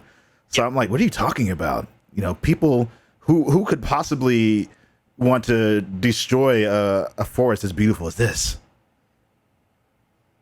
And so he oops. I'm attuned to nature as well. Yeah. Yeah. So he says, yeah, they from what I hear from other visitors, town keeps growing. Few hundred years, whole forest might be gone. It's really it stresses you out. Well, do you have anyone here to maybe reason with them and maybe ask them to build around rather than through this forest? Who's your leader here? We don't really do the whole leader thing. But it's pretty much one person, one voice around here. But we've tried talking with folks when they come through. They don't really listen. I know Sleepy tried. I think he tried talking with them, but lately he's just been getting less chill, sort of aggressive, really. Sort of harassing more harassing people than talking with them, harassing the wildlife as well. It's a real bummer. Wait, who is Sleepy? That sounds so out of character. Sounds so out of the norm for any furbolgs I've encountered. Like normally it's much more chill, low key, but he's been getting pretty aggressive. I understand though; it's a pretty stressful situation. Would daughter have any insight as to like how maybe being away from home can cause that kind of stress, or being a furball, what kind of frustration may come with that? Yeah, have her roll an insight check. Okay.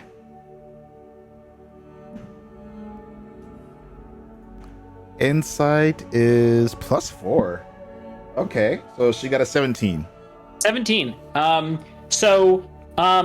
Maybe, but most furbolgs honestly don't get too aggressive and wouldn't be harassing wildlife. So seems kind of out of character. Mm-hmm.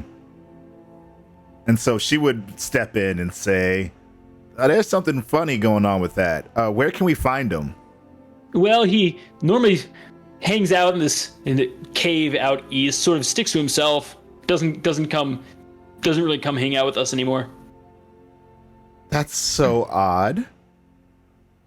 And she looks to our group, kind of like nudging us to go check that out. And I guess we can go check it out then. How long is this gonna take? I mean, I have places to be, people to see. I can't just keep stopping every 5 feet to do, side quests. I agree. I need to get to Nugvarot as soon as I can. But I got to get the Rex drum, but I don't think it will be that. I won't think it will take that long for it to, just to pop in and then get out. Well, I am invested. This tea that we just got from these wonderful furbog here will aid us in our journey. I think it's the least we can do to see if we can help them out. Sure. We'll be quick. And so better be quick. would we ask specific directions to this cave, because I don't think we've passed by it. Sure. Okay. Yeah, they give you directions to this cave, and you go to check it out on the way. Before continuing, you head through the forest in the direction they suggest, and as you do, the woods become thicker until they sort of end abruptly. Trees broken and thrashed, and there's a small clearing ahead abutting a rock formation. I think we're getting close. Let's be cautious here. We don't really know what to expect moving forward. All right, let's get to it.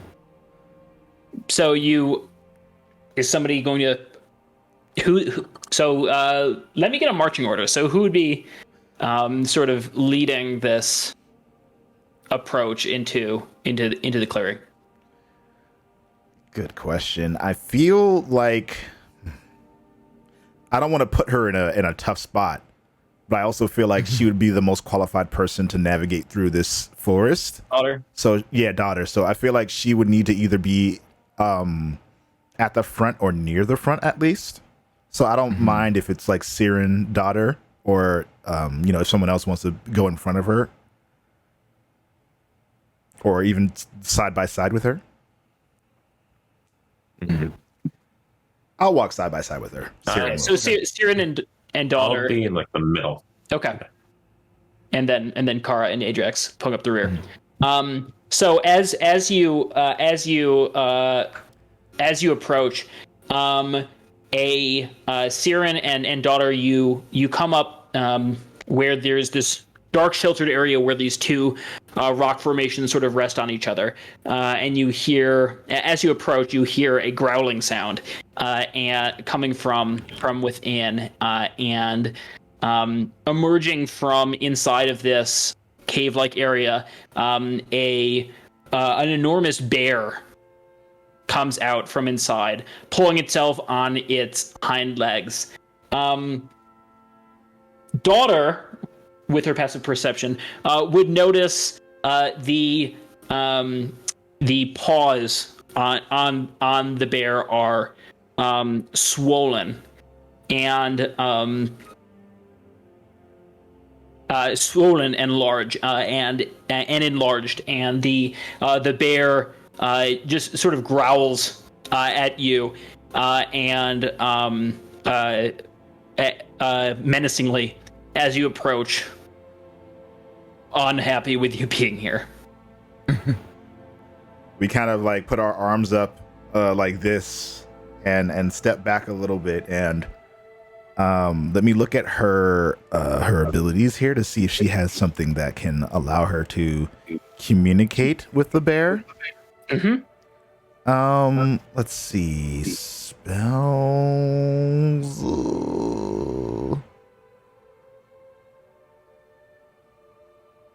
Sorry, y'all. It's going to just take me a second.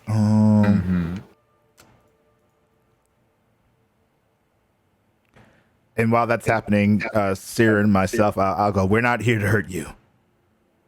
Assuming that it might be able to understand us. So as it's because you don't know Daughter's character sheet. So she does have an ability that speak with animals, right? Well, she also has speech of beast and leaf, which lets her. Does she have speak with animals? She does. Oh, okay, great. It's a spell though, so she would have to use one of her spells. So what were you about to say? Oh, well, she also has speech of beast and leaf, where she can animals can understand her speech, but she can't necessarily understand them in return. I see. Relying on that. Okay. I want to speak with animals, and I'll have her use her spell slot, and use first level speak with animals, to communicate with it. Okay. And what does she say to it? She, says it looks like you're hurt. Or what happened? And the bear says, the forest burns. Burn? Leave. The forest burns? What, why? What happened? Did someone do this? And as you're saying this, Adrax, you start to notice that that your some of that your hands are starting to tingle.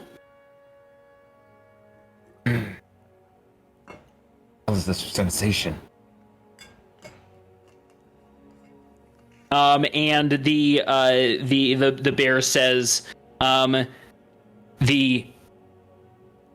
the plants, they burn and encroach. And can you do? I wish Daughter were here. Can Daughter make a nature check? Yes.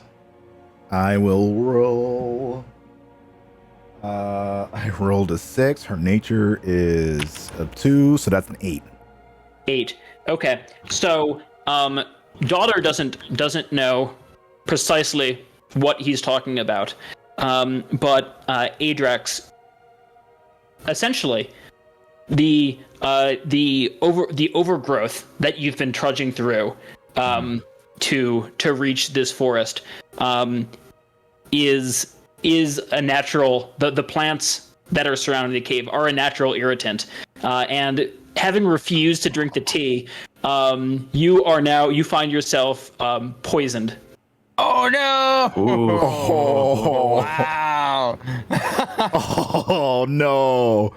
I don't feel so good. Daughter turns around to Adrax. What do you mean? Are you okay? I feel tingly and I don't know. I just go down to the ground, like just in a little bit of pain. Yeah, your skin is just like burning because you've been walking through this undergrowth, and it's just been sort of rubbing up against your like exposed the scales of your forearms, and they are just like on fire, and you can see why this bear is like pissed and why its front paws are just like entirely like enlarged and swollen. So I assume that we don't know that, like we haven't deduced that, but would daughter have deduced that based on like her own knowledge, and then like I guess she would do a nature check and see, right? So daughter doesn't know exactly what these plants are, but based on talking with the bear, she's able to communicate this back to you. Also, the bear, you don't understand what the bear is saying. Yes. The rest of you, right? Yes. It's just and daughter is sort of like talking with it in a way where she is like using her body to sort of like mimic the behaviors of the bear, and just sort of like growling at it, and the bear and her sort of just like growling at each other, but she relays to you what ostensibly the bear is saying. Okay. So the forest is on fire. So she communicated that to the rest of the group. Then she lets us know that the bear is warning of fire. Well, the bear is not literal fire. Yes, well, we know that, but they're still trying to figure that out. Yep. The characters themselves, and so daughter looks at Adrax and this fire thing. She asks Adrax, "What does it feel like?" Feels like I'm on fire in my arms. And so she like turns, and she's like, huh. And meanwhile, everyone else is fine. So we're like, maybe there's some poison ivy that only reacts to dragons or something. I don't know. Never heard of that before. Need some ointment. Could I? I'm trying not to metagame here. Mm-hmm. I feel like daughter would have some sort of be able to correlate a little bit because she doesn't smell any fire. Well, actually, how about we do a perception check for daughter to see like if she can sense go ahead. in the forest if stuff like is literally hurting or on fire or something. Her perception is a +4 and a 20, so a 24. The natty 20. She feels pretty confident that she does not, with her finely tuned Furbolg senses, that she does not sense that the forest is on fire. Okay. So I think with that, she would deduce that it's kind of like the swollen and now Adrax reacting. She turns to Siron and says, "Hey, do you have that tea? Can I see that for a second?" And she takes some of the tea, the tea leaves themselves, or I guess in this case, is it tea that they gave me, or is it the potion or the leaves? Leaves. It takes like 10 minutes to brew. Okay. Let's assume that in the equipment there's a way to do that, to just set up a fire and to gather some water. And start boiling it, so Siren can easily light that aflame. And then okay. I'd like one of you to make a persuasion check, as this bear is like menacingly trying to get you to like leave it like to go away, essentially. Yeah. And you just are setting up a beverage station. Okay. So daughter will say, before doing all that, I guess in a sense, I think I can help you. Would you allow me to help you? Have her make a persuasion check. Okay. She's got a 12. A 12 is no, a 12 is not going to be enough. And so as she says this, the bear is just going to say, "Get out of my house." This clearing is his house, and is going to take a swipe at daughter. Oh no! Not sort of more of a as a warning. Okay. It isn't actually hitting into her, but Okay. All right. Well, she backs up and she says, "Well, this bear does not want us here. I think we can help it, but it does not want our help right now." And she leaves a little sampling of the tea leaves there, and gives it back to Sira. Yeah, there's some of these tea leaves onto the ground. Yes, and then we leave that area, and so we were, I guess, in a way, unsuccessful in finding out what's going on with the cave itself. So is where we were, there was this like rock clearing. Yep. Is that the cave that was being referenced? Yeah, you get the sense that it wasn't really a true sort of cave going into the earth so much as it was this sort of rock formations that were leaning on each other that were creating this sort of natural shelter. Gotcha. So I guess I'll turn to daughter and ask, is that do you think that's the friend they're referring to? She says, I think so. Let me try one other thing.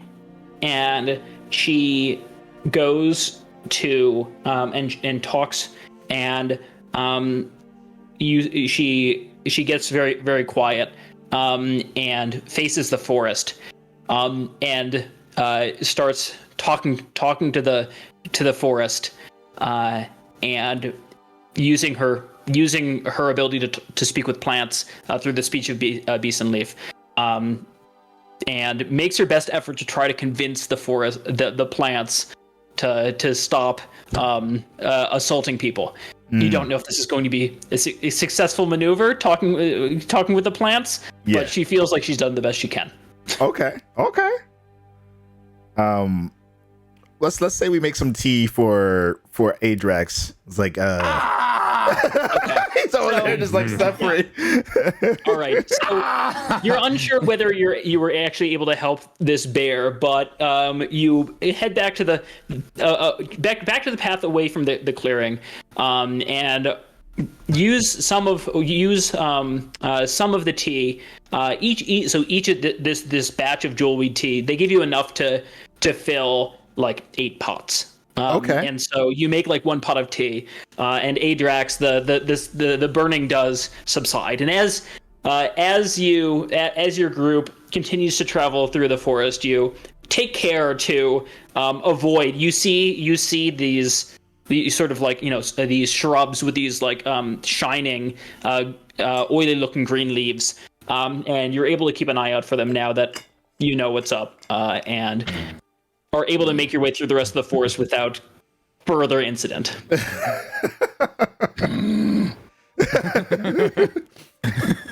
Anything else you would do before leaving the forest and continuing on the road through the plains northwards? I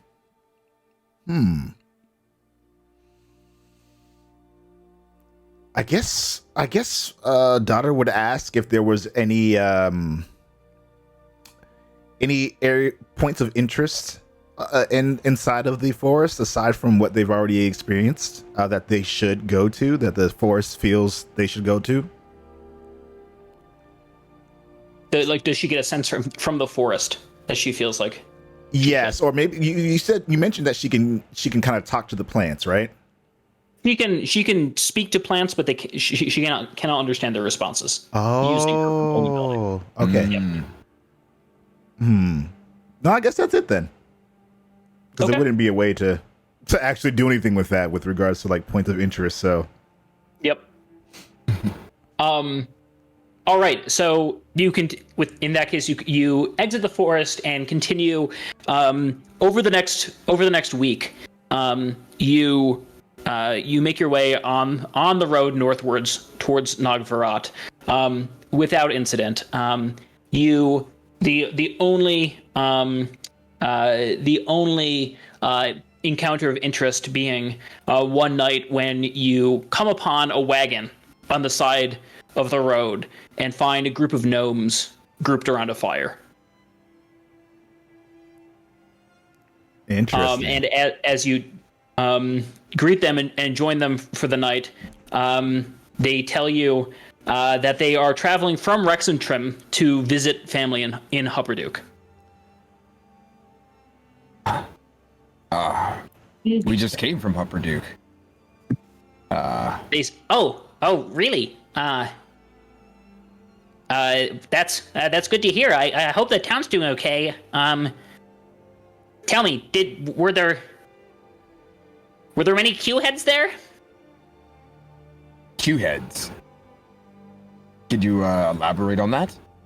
Oh gosh, some of our moms have gotten pretty into it. They're claiming to be receiving messages from somebody named Q.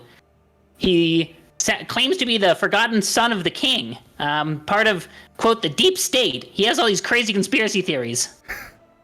Sounds like a weird dude. Haven't heard anything about that while we're in town. That sounds like trouble. Yeah, it's causing a lot of trouble with our folks back in Rexentrum. I don't know where they're hearing this stuff, but it's, spreading like the plague. Everyone's getting into it. Talking about, secret government labs hidden inside of mountains, government brainwashing everyone. Whoa. Hold on. Secret labs inside of mountains? Yeah, I know it's crazy. I look at Siren and I look at Tommy. I'm like, oh. Yeah, sounds crazy, right? Yeah. Why would Weird that stuff. even be a thing? Stuff about like secret worm farmers. Just a lot of strange stuff about government doing things. Wait. So, Anyway, it's good to hear that it hasn't reached Hupperduke yet. Yeah, nothing to worry about that. Yeah. Okay. yeah. Well, for a moment, tell me more about this whole government mountain thing. What is that about? Oh, well, they claim that they hear things from this Q character about things in the mountains, things trapped and chained and studied in the mountains. I don't know. I don't know where they're hearing these things. Huh. So you have no idea where it even originated? All this ideas, it's just sprung out of nowhere. Yeah, that's what it seems like. Just like one day, it was. I think it was actually his aunt first. Started talking about this stuff, and we were all like, oh, okay, or Aunt Mabel, getting into the weird stuff again. But then then it was my mom started saying the same thing. Huh. Where exactly are they hearing these things from? I don't know. Where are they getting the info? I don't know. It's crazy. Who can say? But it's more and more people are talking about this. They all say that they're getting messages from Q. I don't know. Well, I guess we'll keep an eye open for this Q. Don't do character. drugs. Yeah. Oh yeah. I guess so. But we'll keep an eye out on this Q character, and just make sure your family is all right. Okay. Hupperduke should be fine. Everything is fine. You don't have to worry about the the Goliath anymore. Now, but What? What? He had heard a tale about something before. I think it's just a fairy tale. Nothing to be concerned about. And I just nudge Adrax mm-hmm. Okay. And they're thankful to hear that this, phenomenon hasn't been surfacing in Hupperduke as well. And you're able to share their campfire for the night. The rest of your trip on the road northward passes without issue, and eventually you reach the walls of Nogvarot, a rough stockade wall ringing the city. And as you approach, there are guards that are at the gate who are checking people coming and going. And as you do this, as you're approaching the gate, Kara sort of lifts her hood and tries to hide herself and tries to escape notice. But the guards greet you as you're entering the city. They say, "What brings you to Nogvarot? State your business." My heart starts thumping and pounding as I, get nearer to one of the places of interest, I should say. Mm-hmm. Is Soren showing that kind of emotion? Not really. He's not being, he's not being as talkative as usual, being as charismatic as he is. He's kind of just being quiet. Can I notice that? Insight check. I'm like, what check? Insight. Insight? Okay. Let's see. 10. 10? I mean, Siren, is it? You said it. Did you say that you are? Is it like obvious that you're? It's not obvious in a sense that he's like tense about it. He's just quiet, so he's not. I can see something's different. You notice he's being a little quiet, but it's hard to deduce exactly what might be wrong. Mm-hmm. Okay, I just noticed that. I'm just like, I'm talkative like he usually is. Then I guess I go. Yes, we're just passing through Nogvarot, just find some place to stay for the night and get some food. Okay, he says, town's on edge with the murders. Murders. Yep, we've been having each week for the past few weeks, somebody's turned up dead, and if the pattern continues. Tonight's the night for hopefully we don't find another body. Do you know what these bodies and these murders are connected? Do they usually have the same type of death? I don't myself know a lot about it, but from what I hear, they've been happening every week, and nobody seems safe. One of the a member of the Last Aegis was even killed. Oh, sorry, a member of what? This is like the first thing I'm saying. Roll a history check. And anybody else trained in history could also do so. 3. Ooh, good thing I got advantage on history checks. Ha ha ha. Okay, I got a 20 again. Yeah, we both got 20s. Okay, yeah. So you're both very familiar with this. So this is a sort of like a elite squad of the group of the Righteous Brand, who are the the army of the Dwendalian Empire, and the Last Aegis is specifically stationed here in Nogvarot, and is sort of like the last sort of line of defense, or I guess the first line of defense, closest to the border. And so if the Kryn dynasty incursion sort of pushes further into the Empire, then the Aegis would be mobilized and sent to deal with them. Got it. Gotcha. I guess I say to the guards, well, we'll be careful, and but hopefully the murders, whoever is will cause them will be caught. Do you know where you're staying? No. Is there a good place to stay for the night with good food and drink?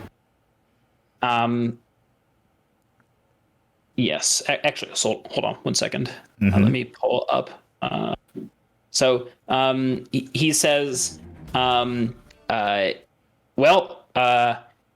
if you,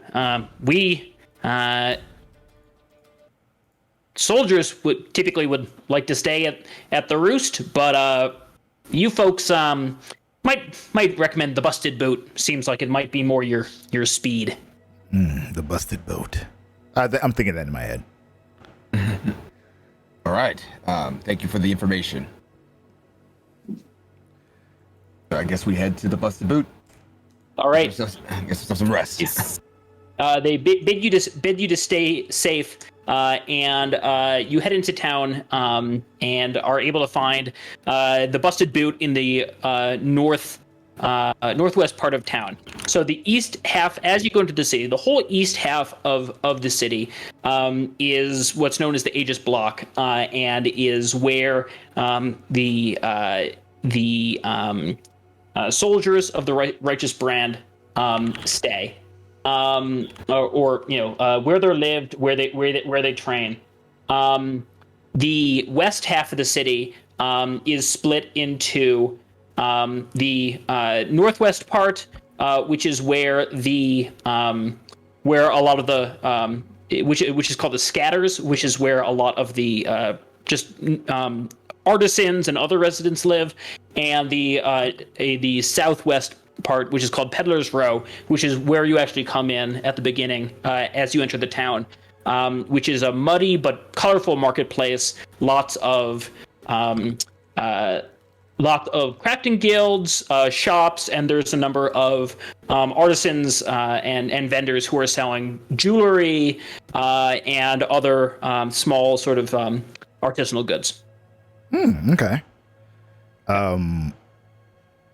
I'm closely observing everything around me as I'm, still obviously new to this area, but also like, moments are coming to a head a little bit where it's like, all right, this is, I have to be on my shit for this.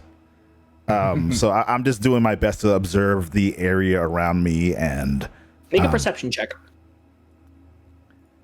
Perception. Yeah. Damn it. I got a 3.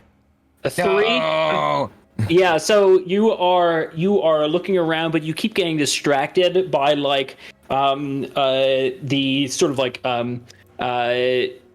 jewelry and like trinkets and things that the like vendors are selling, and you don't take in much else. But you attempt to keep an eye out as you head into the scatters and find your way to the busted boot. Mm-hmm. All right, and I guess on our way in, we open the doors. Yep. What do we see? All right, so you entering into the inn. There is a bar with a number of travelers like yourselves sitting drinking. It has a somber atmosphere, and everyone seems to be on edge. The bartender behind the bar looks at you sort of nervously and suspiciously as you enter, and she says, "What do you need?" Food, for one. What do you have on the menu? Let's see. All right. She says, "Yeah, food. We can do you that." And so it's around lunchtime, and they have they have a variety of sort of smaller dishes. They've got soups. They've got sauerbraten. They've got like turkey that's stuffed with cabbage, and they've got lots to drink. Okay. I'll order the cabbage with turkey, and then I'll also say to her, I sense a lot of unease in this town. She says, "Well, yes, you've heard about the murders." Yeah. What's going on with those? Do people have any idea what's going on with that, or who could be suspected? Well, you'd have to talk to the Starosta about that. I don't know much about the investigation, but one of the bartenders here was was killed 2 weeks ago, so we're all feeling it pretty intently here. Oh shit. And I look to her in a very concerned face and say, "Are you not afraid of being here? If this happened to one of your coworkers?" Yeah, of course. Terrified, but got a business to run. I get it. Anyone come through here that looked especially suspicious or I don't know, out of the ordinary? She looks around at the group of you. The elf. I was like, I wave get at our. her. I give her a little wave as she's looking. Yeah, she says, well, we get our fair share of interesting travelers here, all the time. Has it been more or less since the murder started? Less. Business has been down. A lot of people, not as many people coming to town. People you typically aren't keen to come into town when there's violence at threat. What brings you into town? Well, passing through mostly, but now I am curious about what's been going on here. I feel compelled in a way to find out what's happening. Well, if you're able to find out exactly what happened to Sanjar, who worked here, we'd really appreciate it. Sanjar, you say? Yeah, Sanjar Wefto. What was he like? He was popular. He was well liked. He'll be well missed. They found him dead in the street. I just seen him. He had just finished his shift. And apparently he was killed not long after, while heading home. Right out in the streets. Could you specify where in the streets this happened? Yeah, and she describes it, tells you the intersection where he was found. Mm-hmm. Okay. Which is just maybe like 3 blocks away. Apparently on the path from the busted boot to his home. Okay. Do you know where the other people who died, who were murdered, were? I think they died in their homes. Huh. Thank you. But I'm not sure. You'd have to ask the Starosta. Where can we find the Starosta? Well, so I think he's typically at the guard tower in the Aegis block. You would also the Starosta is the like local, sort of like the local governor, installed by the crown to sort of serve as the head of the local government for the town. Got it. And so I assume that the food comes out while this is all happening. Yep. Yes. Brings you out your guamki, which is this like turkey stuffed with cabbage in this like savory sauce. And I dig into this and like, this is much better than what we had at the last tavern. She's glad to hear it. Yeah. And I guess while we're still here, I just want to just take a look around to see. It's hard to judge who people are, what people are, but I just want to see if there's anyone around who may be trying to be inconspicuous or try to, shield themselves visibly from other people. Yep. Yeah, go ahead and make a perception check. All right. Let's try. Oh, perception, don't fail me now. Okay, yeah. 4. Still not rolling great. Gonna have to switch to the physical soon. We might have to do some like early like bad rolls at the beginning. Before we start. This, I mean, the guamki is very good. It's very tasty, and you're sort of half looking around, but you're mostly just like engrossed in your food. Yeah. Is everybody else eating as well, having lunch? Yes. I will be having the turkey with cabbage. Yep. Okay. Yeah, I just got a soup. Okay. Brings you some soup, which again, like what they had in Hupperduke, served with these sort of like savory pancakes on the side.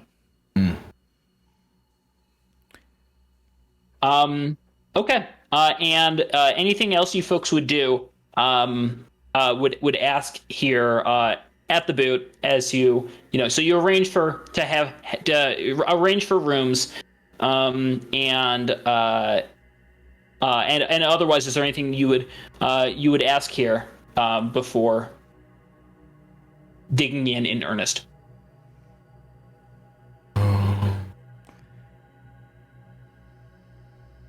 I guess, you know, in typical Skyrim fashion, I'd like to ask any rumors or other things aside from murder that we would be interesting points of interest, or you know, anything like that. Any arrows in the knees? Yeah. She says. So the bartender says, well, most people are really pretty concerned about the murders, and that's really taken up a lot of the town's attention. Although people are still going about their business. Some of us have businesses to run. Still fights going on at the gladiatorial ring over in the Aegis block. Town's still going on. Although I know some businesses are closing down. There's music club across the street that has canceled its open mic night, which was typically a favorite.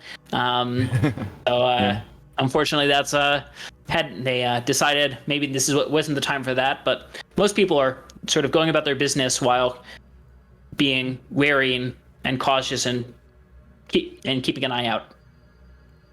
Got it. Thank you so much. What was your name again? Her name is Jaina. Jaina. Yep. Jaina, thank you so much for the information. I'm Siren, by the way, and you know, I'm appreciative of the hospitality, given how dangerous it is around here. Happy to have you in town. Stay safe, and I hope you're able to help. I think we will. I guess I'm kind of speaking for myself here. I think I will. Kind of forgetting that I'm with a group, because you know, in my laser focus, but also distractedness. Anybody else do anything? Yeah, I don't think I am. Yeah, just eating. That's Okay. it. Yeah, just eating, chilling, trying to ignore Siren's like earnest to try to help everyone. And of course, I haven't explained, you know, why I feel as compelled to help with regards to this. So the group doesn't know. No. Yeah. And I imagine, maybe you can help me out with this. That I don't want the group to exactly to know right away, or is that something that I would like? Is this? Yep. It's up to me. Okay. I'll explain it to them after. I'll like once we have a time to be alone. So I'll say to the group is like, I know I've been distracted, but we'll definitely talk about why. How large is this town? City, like how rough population size? A few thousand. It's Okay. It's like a compared to some of the other places in some of the other places you might pass through. It's pretty decent sized actually. So actually maybe not a few thousand. It's like 10,000-15,000. Wow. So it's like it's not like a a major metropolis, but like Rexentrum or Zadash would be. But it is it's larger than Hupperdook. Got it. I don't think, like, well, I would be, concerned that people are being murdered. I just kind of, I don't think about it. It's a large enough city, and also I'm thinking, we just murdered like 25 people a few weeks ago. Like, it's kind of whatever for me.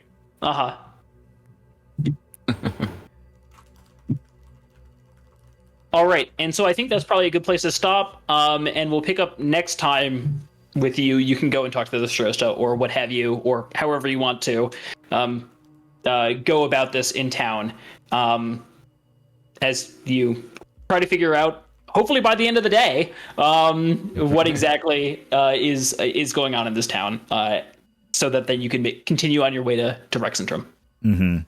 Okay. Yep. Yeah, this is right. Sounds good. I definitely know where I want to go next. But I'm also intrigued to see like if the group wants to do the same, or if they want to like split and do stuff. This is going to be really interesting to see like where it goes next. What is Siren wanting to do? The DM asks as he gets ready to prep the next week. Yes. I think looking at some of the places that are shutting down, investigating that a little bit more, because there's other places that are deciding to stay up and other places that are deciding to shut down. They may, have additional information about why these things are happening. And so they're just like, nope, I'm out. Yep. Okay. Awesome. Well, look forward to that next week. Yes. And once again, everyone, thank you for being in chat and for watching these episodes on YouTube. Real quick for everyone, explain a little bit about yourself and what you do and where people can go to check out more of what you do. Let's start with our DM, Tom, who's been holding it down. Okay, sure. Yeah, my name's Tom Williams. I'm a assistant professor of computer science at Colorado School of Mines. That's MINES, not MINDS or MIMES. And I'm a human-robot interaction researcher, and you can find me on Twitter at WilliamsTomE, or you can find out more about what I do in my research at mirrorlab.mines.edu. And it's mirrorlab.mines.edu. I'm going to just put a link to that in chat so people can check that out some more. Let's go over to you, Zach. What you got going on? What you doing? Nothing much. Just chilling. Yeah? Yeah. Just working on my Gunpla stuff. Gundam models, for people who don't know. I'm not working with guns. They're Gundam plastic models. So yeah, pretty much doing that, doing a little bit of writing, trying to work on like a comic story. Oh, cool. That's coming together.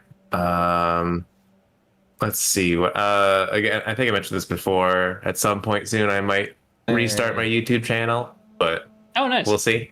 That's down the road a bit. Then you can find me anywhere, like Twitter, Instagram. It's just at Z Newworth. So like Z, then my last name, NEWIRTH. I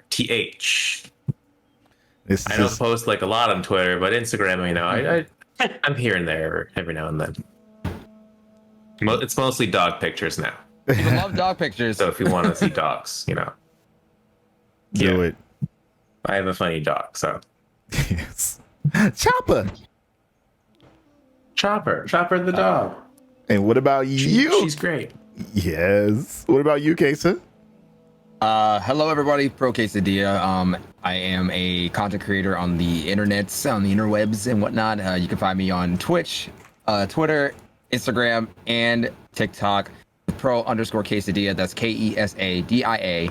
I play a lot of video games, talking about anime, the creativity side of life, and just love talk about technology. So if you're into that, you just want to join us and be a part of the community, love to have you. Beautiful. And yes, I'm dropping links to all this stuff in chat for you all as well. So in case you're a little bit lazy and don't feel like searching and clicking stuff, I got clicks for you right here. So you can go to all that good stuff. I'm gonna show a quick clip of a quesadilla doing quesadilla things. Oh, getting that shot of meat. Perfect, That was great. Yeah. That was great. He just walked in. That was a funny one. It's like, well, you're dead. Goodbye. I'm replaying that. That was just great. You thought. Oh, yes. So, yeah, exciting stuff. Of course, I'm Black Oni. This is how you're watching this content. Go follow these amazing people who are a part of this campaign. And there are 2 other people who are a part of the campaign as well, who I've linked to already several times. But one of them is my fiance, soon to be wife. And the other is Dana, my good friend from way back when. So I'm really excited to continue bringing this show to you all. And there's some really, I don't know, that dream sequence of like the Phoenix was like so cool. So like I'm gonna try to like play that as like a, discovering in the moment type of thing, like what other things are happening and that I can do. I need some of our fans to start drawing these scenes and whatnot. I need some art. We need fan art, people. Yes. Commission some. Yes. Something. We have to show what the characters look like more. So we only have 1 character art so far. And throughout the week I'm gonna actually work on some more of that so that we can have some more characters that people can like, all right, this is what they look like. This is what they look like. Because the one that Amanda did for Nami was really, really cool. That's good. Yeah, that's great. Yeah. So shout out to It's Amanda. just Ryoko from Tenchi Muyo. Basically. Very, yes, but still, I love Ryoko. Yep. Who doesn't love her? Ayaka fans. You can like both, shoot. True. But yes, that is the end of episode 5. We come at you every Sunday at 12 p.m. Pacific time, 3 p.m. Eastern time. And, there may be some, Sundays we don't do it because of stuff going on. I know in August I'm going to be traveling, so I might be gone for that session. So it might not happen or I'm not sure. But, yes. What are you guys getting into for the rest of the day? Possibly gonna be hopping on some Phantasy Star. Okay. And maybe see who's around, and maybe some Battlefield 4. Oh, yes. I gotta make sure I have that installed. Yes, sir. I have to go make dinner. Ooh, food. It's dinner time here. Dinner time is... We're going to dinner with my wife's parents at a restaurant called Linger, which is in the old... It's called that because it's in the old Alinger mortuary. Okay. Building. Oh. So, which is sort of fun. It's which is apparently, I think it's like it's the mortuary where they stored like Billy the Kid's remains or something like that. What? And so now it's a restaurant, and so that's where we're going for Father's Day with her dad. That's wild. That's very, very eccentric theme there. Yep. Well, that's what they want. We'll do it. Yeah. Oh, yeah. Crazy. That's really funny. I feel like this is going to be like one hell of a thing to like explain everything that happened during this episode to our group. Yeah. Much less fighting, much more like Heavy role play. Yep. Yeah. And I will try to for the players. I'll try to get the session summary written up soon. While I remember everything we did. Right. I mean, either way, I can certainly jump in and mention whatever I remember. Yeah, I'm finding anything out. So. Yeah. Yeah, just like rewatch the episode. I'm like, oh yeah, this did happen. Yeah. It's recorded. Yeah. Yeah. Oh, yeah. That's the benefit. That's true. If you ever forget something, you can literally go back and rewatch. Look it up. That's to it. Figure it out. Yeah. Yep. I think I may even like make this into like a podcastable thing so people can listen to it through podcasting apps rather than only being able to watch it on Twitch or YouTube. So if y'all are interested in that, I can look into doing it. But Don't forget to share it, though. Tell your friends. yes, there's a YouTube link to the playlist I'm about to drop. So for anyone who missed the other episodes, you want to learn more about what we've got going on here, I got you. But yeah, for the rest of today, I'm going to be probably getting off at around 5-ish my time, which is 2 hours from now, to go pick up my lady from the airport because she's coming back from a trip for, like, she was helping one of her friends run a Juneteenth event. So, yeah. Let me go to... Why isn't it showing the... It's not showing my playlists properly on the shows here. Did I do something wrong? No. Customize channel. I got to hop off, everyone. Okay. Yeah, I'm gonna hop off as well. Yes, no Sounds good. worries. Bye, everyone. Bye. See you next week. Bye.